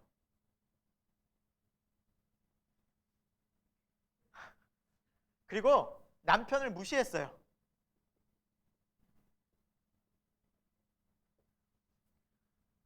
그리고 더 놀라운 거예요. 목소리가 컸어요. 소리를 빼찔렀어요. 자, 이게 수치스러운 일이라고 기준 삼았어요. 자, 그렇다면 여러분 질문하겠습니다. 남자들이 이혼 증서를 쓸 때 위에 거를 따르겠어요? 아래 거를 따르겠어요? 아래 거 당연히 따르죠. 이 율법이에요. 율법에서. 그들이 전통적으로 내려온 전통이에요. 전통.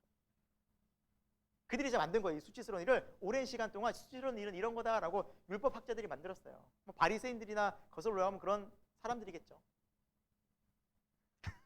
자, 여러분 이러면 누가 큰 피로 보겠어요? 여성들이죠. 그만큼 악한 거예요. 그러니까 예수님 말씀 보세요. 31절에 뭐라 말씀? 누군지 아내를 버리려고 이혼 증서를 줄 것이라 하였으나 나는 너에게 이르노니 누군지 음행한 이유 없이 아내를 버리면 다 간음하는 거다라고 말씀하십니다. 기준은 간음이라는 거예요.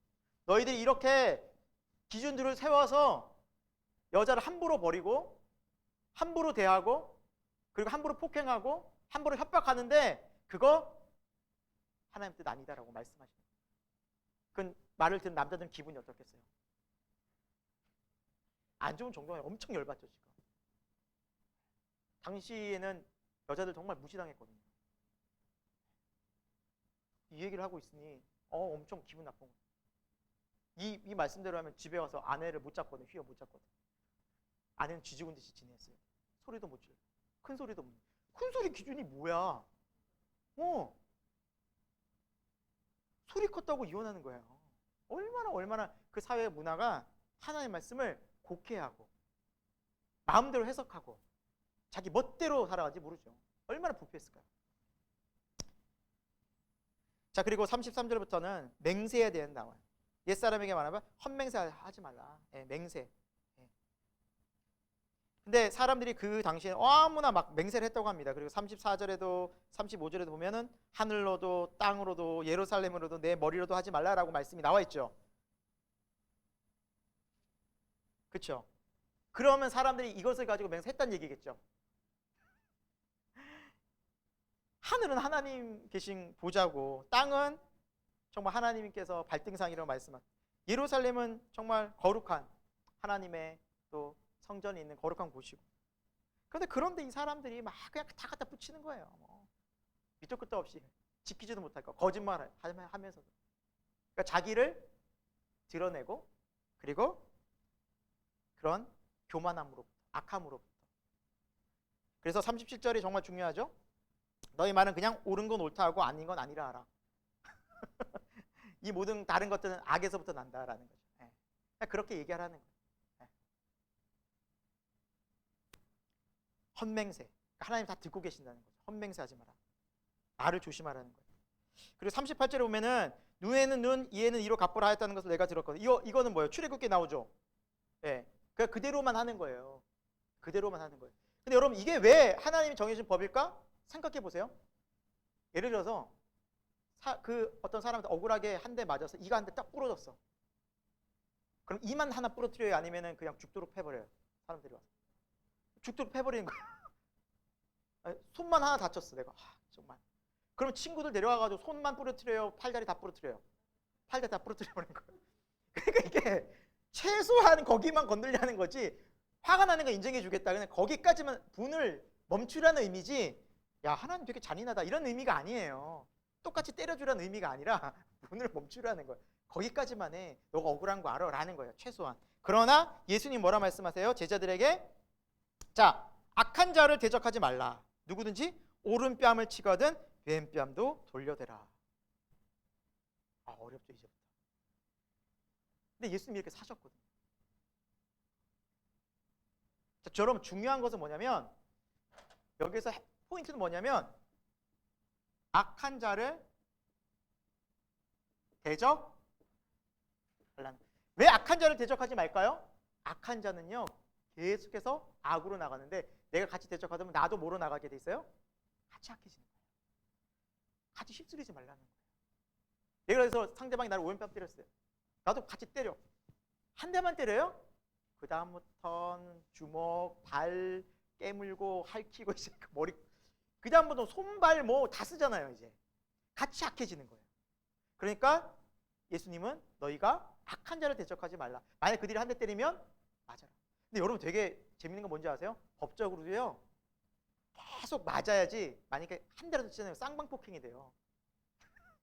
보호를 못 받아요. 같이 폭행이 돼버려요. 참다가 한 대 딱 때리면. 법적으로도 그렇더라고요. 세상법도. 참는 게 나중에 가서 이 사람 100% 과실이 되는 거예요. 같이 때리기 시작하면 억울하다가 쌍방폭행이 돼요. 이제 같이 죄가 되는 거예요. 현재 법도 그러지 않아요, 여러분? 제가 틀린 말 했나? 여러분 안 때려봐서 모르시는구나. 우리 한국법이 그렇다고 합니다. 때리지 마세요. 이게 진짜 맞는 게 그런데 악한 자를 같이 대적하지 말라는 의미예요. 같이 대적하지 말라는 의미예요. 자 그리고 40절에는 속옷을 달라 하면 겉옷까지 주어라. 다 내어주라는 거예요. 다 내어주라. 근데 여러분 율법으로는 겉옷은 최소한 건들지 말라고 나와 있어요. 왜? 가난한 사람들은 그게 마지막 추울 때 덮는 이불 같은 거거든요. 그런데 그거까지도 주라는 거예요. 그만큼 양보하라는 거죠. 그것도 달라면 줘라. 악한 자처럼 같이 악하게 대하지 말라는 거예요. 같이 악하게 나가지 말라는 거예요. 상대방이 악하게 나간다고 해서 나도 같이 소리 지르고 포악하게 나가지 말라는 거예요. 예수님의 제자들은. 자 그리고 41절에 누구든지 너로 억지로 오리를 가자 하면 십리까지 동행해 줘라. 배려해 주고 그래 알았어. 같이 하라는 거죠. 점점 힘들어지죠? 자 42절 보겠습니다. 42절. 여러분 제가 밑줄은 치지 않았어요. 42절. 근데 이게 42절에 제가 다시 성경 읽다 보니까 이걸 여러분들에게 풀어주지 않으면 되게 오해 생길 것 같아서 그래요. 자 여러분 같이 한번 읽어봐요. 시작. 내게 구하는 자에게 주며 내게 꾸고자 하는 자에게 거절하지 말라. 자 그러면 이거 악한 마음 악하게 먹고 신자들에게 다 막 구해. 야 나 신발 좀 줄래? 이 사람 왜 나한테 구하지? 주라 그랬는데 예수님이. 야 너 그 지갑 좀 줄래? 다 줘야 돼? 뭐야? 어떻게 해야 돼? 나 돈 10,000원만 줄래? 그거 다 줘야 되는 거 아니야? 꾸고자 하는데 나 지금 되게 막 지금 나 빚 때문에 어렵잖아. 나 500만 원만 좀 줄래? 꺼주. 그러면 다 꺼줘야 되고 막 달라는 대로 다 줘야 돼요? 이게 아니에요. 이게 아니고요. 여러분 여기에서 당시에 이 신약 시대 유대인들의 그 삶의 모습을 우리가 같이 이해를 해야 돼요. 여기에서 내게 구하는 이라는 그 의미 있잖아요. 구하는, 내게 구하는. 구하는 이라는 의미는 빌리다라는 뜻이에요. 빌리는. 빌려주려, 그러니까 나 좀 빌려줄래라는 의미예요. 빌리다라는 의미. 당시 문화에서는 이 단어가 빌리다라는 의미로 쓰였어요. 그러니까 원문에는. 쉽게 얘기하면 여러분 빌려달라는 건 뭐예요? 소유가, 그렇죠? 여전히 나에게 있는 거예요. 빌려주는 거예요. 여기서 구하는 거는 야 이거 줘. 나 주면 안 돼가 아니에요. 가지겠다는 게 아니라 빌리겠다는 의미예요. 빌려주라는 거예요. 필요로 하면. 두 번째, 내게 꾸고자 하는, 꾸고자. 꾸고자 한다는 의미는 여러분 뭐냐면 나중에 이 모든 것을 꾼 것을 갚는다라는 전제로 꾸어졌다고 합니다. 당시에. 이 전제가 붙었대요. 어떤 것을 내가 꾸고자 하면 나중에 갚을게라는 전제가 반드시 붙었대요. 당시의 문화에. 그러니까 우리가 생각하는 것처럼 꾸고 안 갚아도 돼 이게 아니었어요. 반드시 갚는 전제 조건이 붙었다고 합니다. 그게 꾸고자의 의미였대요. 그러니까 여러분 이 정도까지는 할 수 있다라는 거예요. 누군가 부탁을 하고 그러면 할 수 있다라는 거예요. 자, 우리가 이렇게 살려고 하면 쉽지는 않겠지만 예수님의 제자는 결국에는 이렇게 다른 사람들에게 대해주는, 특히나 이건 누구를 대한 거예요? 악한 자를 대하는 거예요. 자, 근데 예수님께서 쭉 설명하면서 원수 사랑에 대해서 얘기하고 있어요. 덧붙여서 43절 보세요. 자, 44절 보니까 내 원수를 사랑하며 박해하는 자를 위해 기도하라. 왜 그러느냐가 중요하죠. 45절에 하나님 아버지의 아들이 될 것이다. 그렇게 살 때. 왜 그러냐? 하나님이 해와 비를 악인과 선인에게 다 주시고 의로운 자나 불의한 자에게 다 내려주시기 때문에. 하나님은 차별하지 않기 때문이다. 하나님은 악인도 다 돌보시기 때문이다. 그것이 하나님의 자녀의 마음이에요. 그러니까 하나님이 그런 마음이시기 때문에 우리는 악하고 불의한 원수도 그렇게 기도해주고 사랑하며 대해야 한다는 거죠. 그러면서 예수님께서 말씀하시죠. 만약에 너희를 사랑하는 자를 사랑한다면 46절에 세리도 그렇게 하고 그리고 너희 형제에게만 무난한다면 이방인, 믿지 않는, 율법이 없는 그들도 다 그렇게 살아간다. 그것을 너희가 기준으로 삼지는 말아야 한다. 우리의 기준은 하늘 아버지라는 거죠. 하늘 아버지 뜻. 그게 48절에 나오죠. 하늘에 계신 너희 아버지처럼 너희도 온전하라. 아버지의 온전. 그러니까 우리의 기준은 이 정도예요. 우리의 거룩함의 기준. 그러니까 얼마나 우리가 불순종하고 완악하게 사는지 그게 많이 해야 된다는 거죠. 이 말씀을 보면 찔리고 도전이 된다는 거죠. 그러나 제자들은 이렇게 살아갈 수 있다는 거죠. 우리의 힘이 아닌 성령의 능력과 권능으로. 그러니까 성령의 열매가 맺혀질 수밖에 없는 거죠. 사랑과 희락과 화평과 오래 참음과 그렇죠? 온유, 그렇죠? 절제. 그런 마음들이 우리한테 없으면 어떻게 세상을 이렇게 우리가 이기겠습니까? 성령의 도우심이 없이는 불가능한 삶이고 그리고 믿는 자들에게는 성령으로 가능한 삶이다. 그러니까 우리가 날마다 기도하고 말씀 가운데 깨어있지 않으면 절대 이런 삶을 못 사는 거죠. 아무 생각 없이 우리는 마음대로 툭툭 우리도 내뱉은 말들, 행동들이 죄가 많죠. 자, 6장으로 가보도록 하겠습니다. 구제함입니다. 자, 2절에 보니까 구제할 때 외식하는 자처럼 나팔을 불고 알리지 말라. 그들은 이미 자기 상을 받았느니라. 그리고 3절에 구제할 때 오른손이 하는 것을 왼손이 모르게 하라. 은밀하게 구제하라. 그리고 은밀히 보시는 너희 하나님 아버지께서 다 갚아주시니까 그렇게 은밀하게 하라. 우리는 막 알리고 싶죠.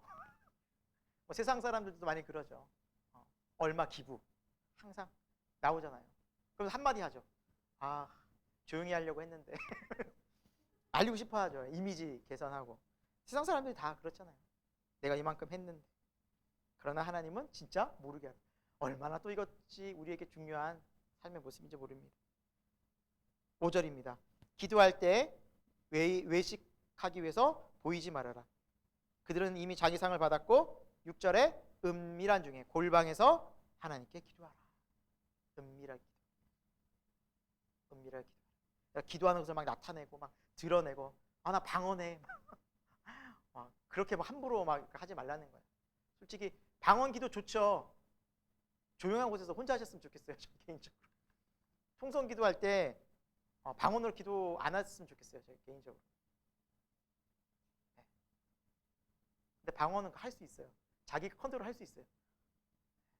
컨트롤 못할 것처럼 성령이 임재해가지고 내가 막 컨트롤도 안 돼. 방언 할 수밖에 없어. 막 다다다다다 이렇게 안 돼요, 여러분. 얼마든지 방언은 자기가 할 수 있어요. 제가 경험해봤어요.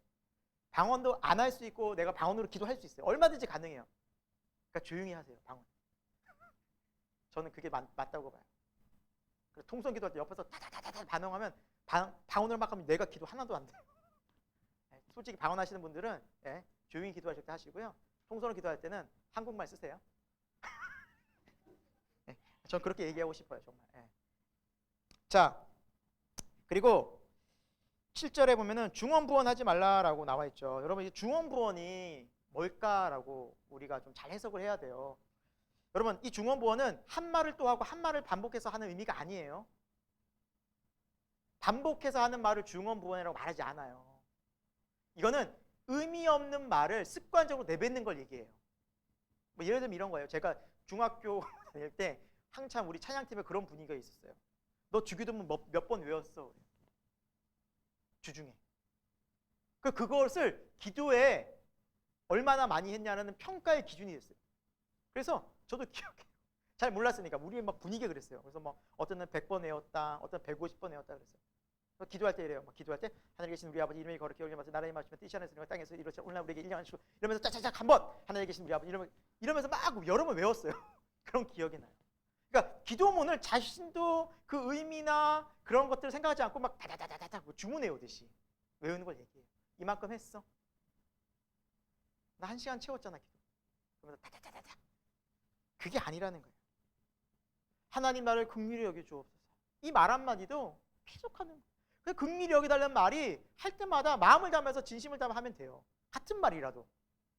마음을 담아서 하는 기도가 진정한 기도지 이렇게 뭔가 주문 외우듯이 같은 말을 반복하고 시간 채우고 이게 진짜 기도의 모습이 아니라는 것이죠. 그러면서 예수님께서는 무슨 기도를 가르쳐 주셨어요? 9절에 주기도문. 너희 이렇게 기도하라. 제가 외웠던 기도가 이렇게 기도하면 안 돼요. 이걸 그대로 얘기하라는 게 아니에요. 물론 얘기하면 좋아요. 그러니까 여러분 뭐 예배를 마칠 때나 모임 마칠 때 주기도문 하시죠. 할 때 있어요. 그렇죠? 그런데 이거를 모임이 끝나는 마무리 기도용으로 하시지는 마세요. 이렇게 기도해야 된다는 마음을 담고 하늘의 뜻이 아버지의 뜻이 하늘에서와 같이 땅에서도 이루어지다. 정말 그 마음이 막 전해지는 마음으로 기도하시라는 거예요. 뭐 예를 들면은 우리에게 일용할 양식을 주시고 하나님 지금 저에게 필요한 이 모임이 필요한 거 채워주시고 우리에게 죄진 자를 사하여 준 것 같이 그럼 우리가 죄 얼마나 많이 짓고 또 얼마나 많이 또 용서해야 돼요. 그거를 기억하면서 하라는 거예요. 그러니까 더 좋은 거는 이 기도를 구체적으로 드리는 거예요. 그냥 개인적으로 내가 오늘 용서해야 될 사람이 누가 있나 그거 생각해 보는 거예요.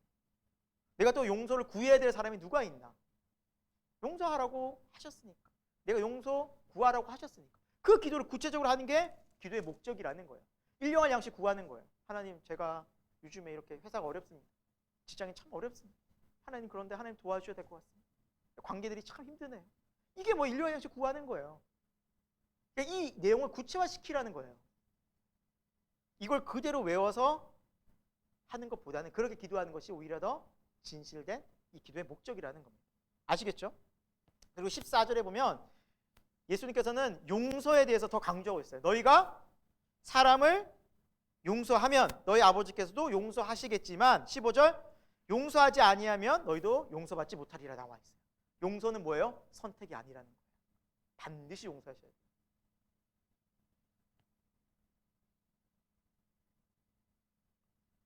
그리고 여러분 금식하는 것도 나와 있어요. 금식할 때 외식하는 자들처럼 내가 금식하니까 막 힘들어. 너무 힘들어?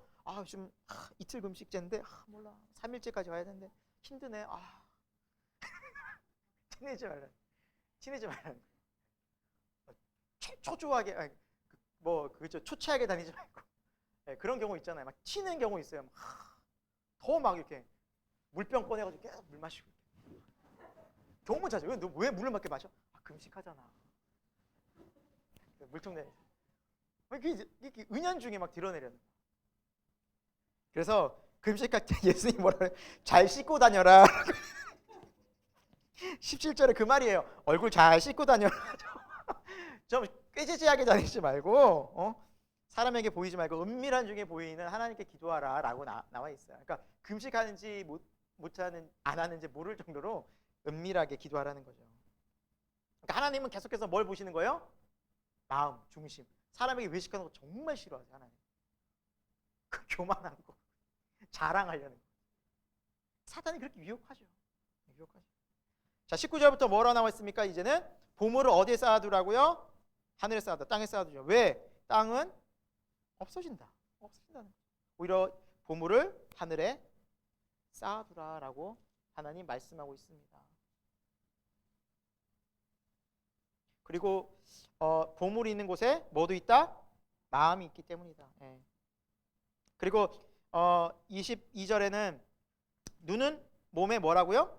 등불이에요. 굉장히 중요해요. 그러니까 여러분 무엇을 보느냐가 굉장히 중요해요. 내가 요즘 무엇을 많이 보고 있느냐? 거기 마음이 가 있다는 거죠. 100%입니다. 여러분 드라마에 많이 가 있으니까 드라마에 여러분 마음이 많이 가 있는 거예요. 진짜 많이 가 있는 거예요.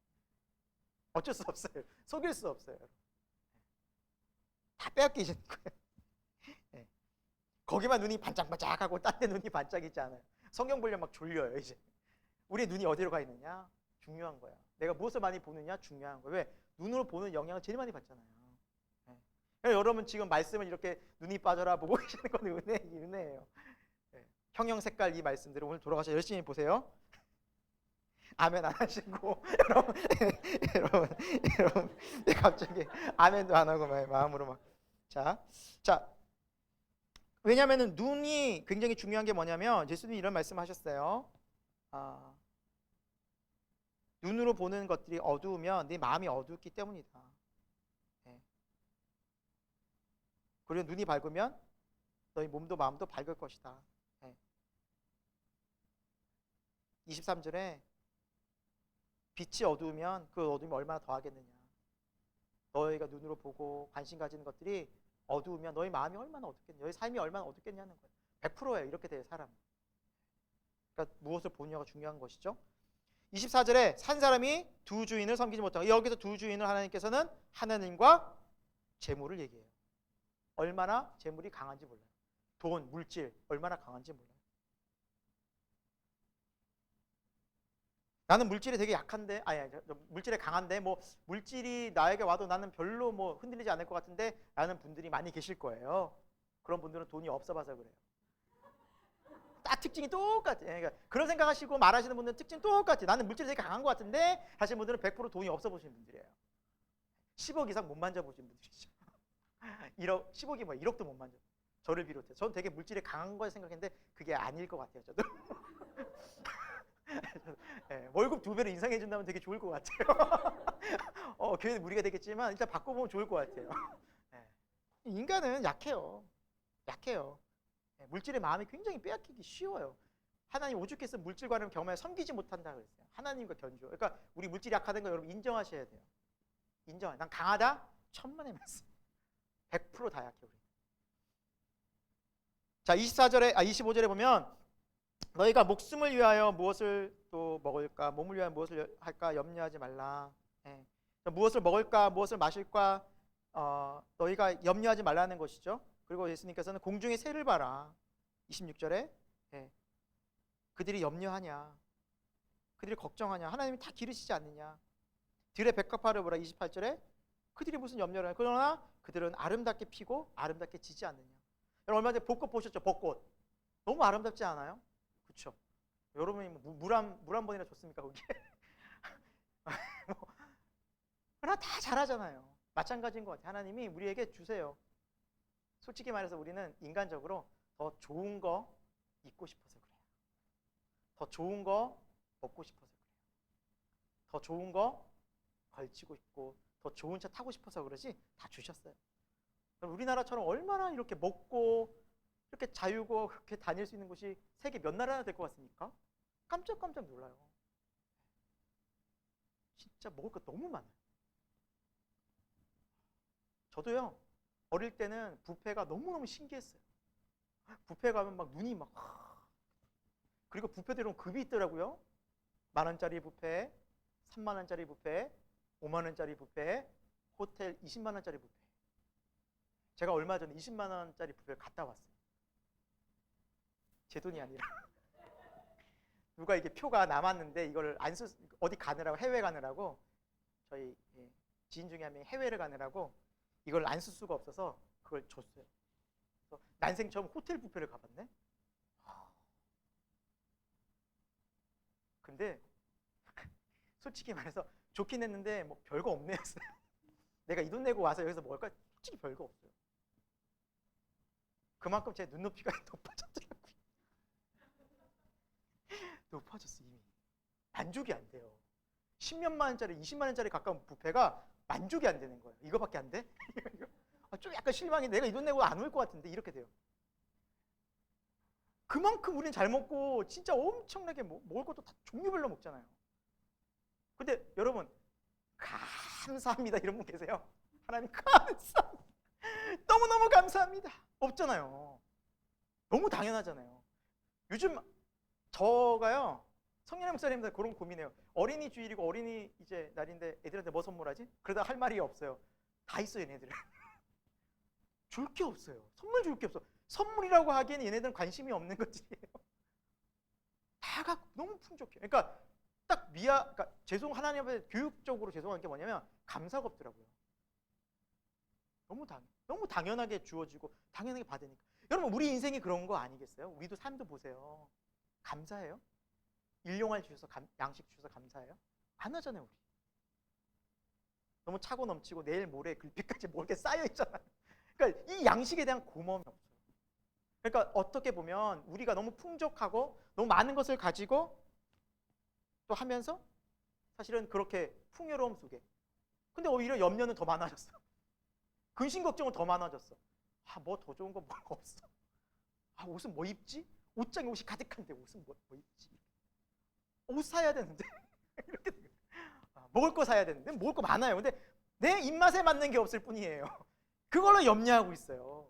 그걸로 근심하고 있어요. 그러니까 하나님이 보시기엔 우리가 정말 너무나도 뭐예요? 마음이 가난한 자가 아니라 솔직히 마음이 부유한 자가 돼버렸어요.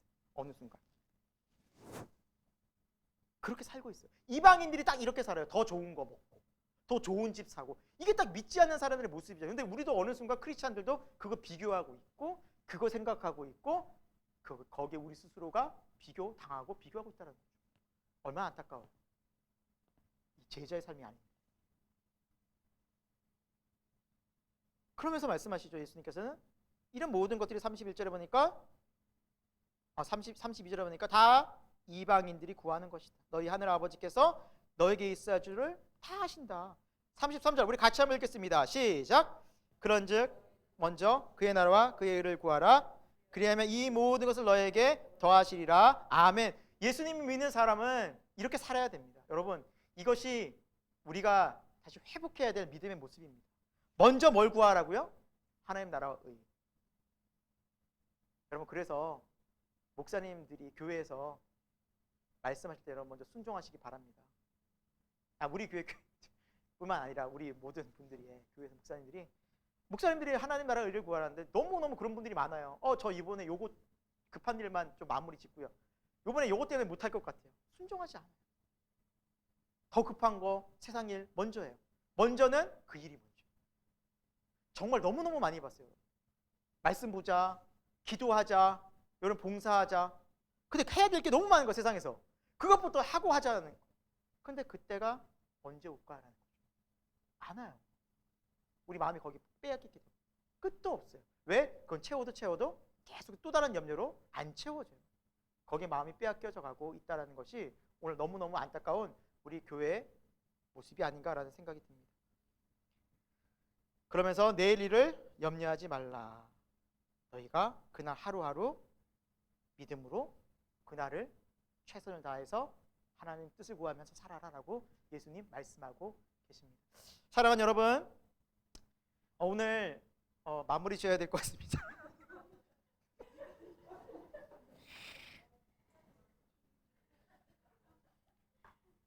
마태복음을 다 나갈 수 있겠죠? 네, 이렇게 우리가 제가 처음 복음서를 나가다 보니까 그 어떤 속도를 아직 갈피를 못 잡은 것 같습니다, 여러분 다시 한번 여러분과 함께 속도를 잘 맞춰 보겠고요. 오늘은 6장까지 했습니다. 여러분 모든 사람들 예상을 깨고 저희 예상을 또 뒤집어 버리고 6장까지밖에 못 나갔습니다. 6장까지 못 나갔지만 여러분, 근데 참고로 여러분 다음 주에는 6장까지 읽으셔야 됩니다.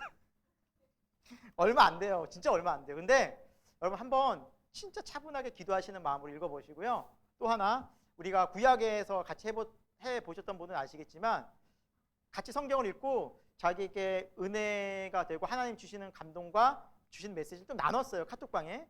가능하신 분들, 이거는 뭐 적이에요. 뭐 이렇게 강제성은 없어요. 그러니까 가능하신 분들은 뭐 하시면 서로 나누면 되니까 뭐 안 올렸다고 해서 제가 뭐 이름 적고 체크하진 않습니다.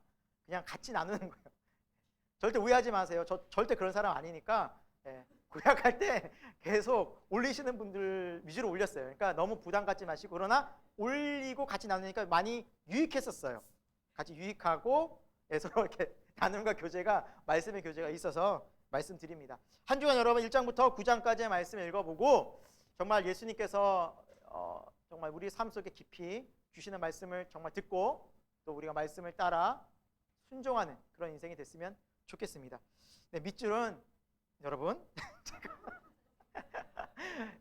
시간 되는 대로 올리겠습니다, 여러분. 그러니까 여러분 부담 갖지 마시고 천천히. 네, 다음 주에는 뭐 적어도 20장까지는 네, 가능하신 분들 20장까지는 네. 좀 줄일까요? 15장으로 15장까지 쳐오시면 감사하겠습니다. 같이 기도하고 마치도록 하겠습니다. 하나님 아버지, 우리들에게 하나님의 귀한 아들 독생자 예수 그리스도를 보내주시고 말씀 되신 예수 그리스도를 통해 하나님의 놀라운 사랑과 또 진리의 말씀을, 이 천국 복음을 알려주신 것 너무나 감사함을 드립니다. 주의 말씀은 이 어두운 세상을 살아가는 우리에게 생명의 참된 소망의 빛이 되십니다. 우리가 방황하고 죄 가운데서 어떻게 해야 할지 모를 때, 세상의 염려와 두려움 속에 지낼 때, 또 많은 고통과 저주와 너무나 답답한 인생 속에서 구원자 예수님께서는 우리에게 찾아오셨고 말씀해 주셨고 우리를 진리의 길로 인도해 주셨습니다. 그 은혜의 주님을 우리가 기억하면서 하나님의 말씀을 대하기 원합니다. 하나님, 우리가 마태복음을 보고 있습니다. 이 말씀이 단지 글자로 그냥 이해되는 말씀이 아니라 이 하나님의 말씀이 우리의 영혼을 깨우고 잠든 신앙을 깨우고 우리에게 새 생명이 되는 살아있는 하나님의 말씀이 되게 하여 주옵소서. 그래서 이 말씀을 통하여서 우리 신앙이 정말 주님의 제자로서 하나님의 자녀로서 살아갈 때 정말 하늘의 복을 누리며 천국을 소망하며 천국의 증인되는 그러한 거룩한 복된 인생이 되게 하여 주옵소서. 남은 한 주도 하나님 지켜주시고 거룩한 주일 예배를 우리가 맞이하길 소망하오며 살아계신 예수 그리스도 이름으로 기도드립니다. 아멘. 네, 감사합니다. 여러분 수고하셨습니다. 네.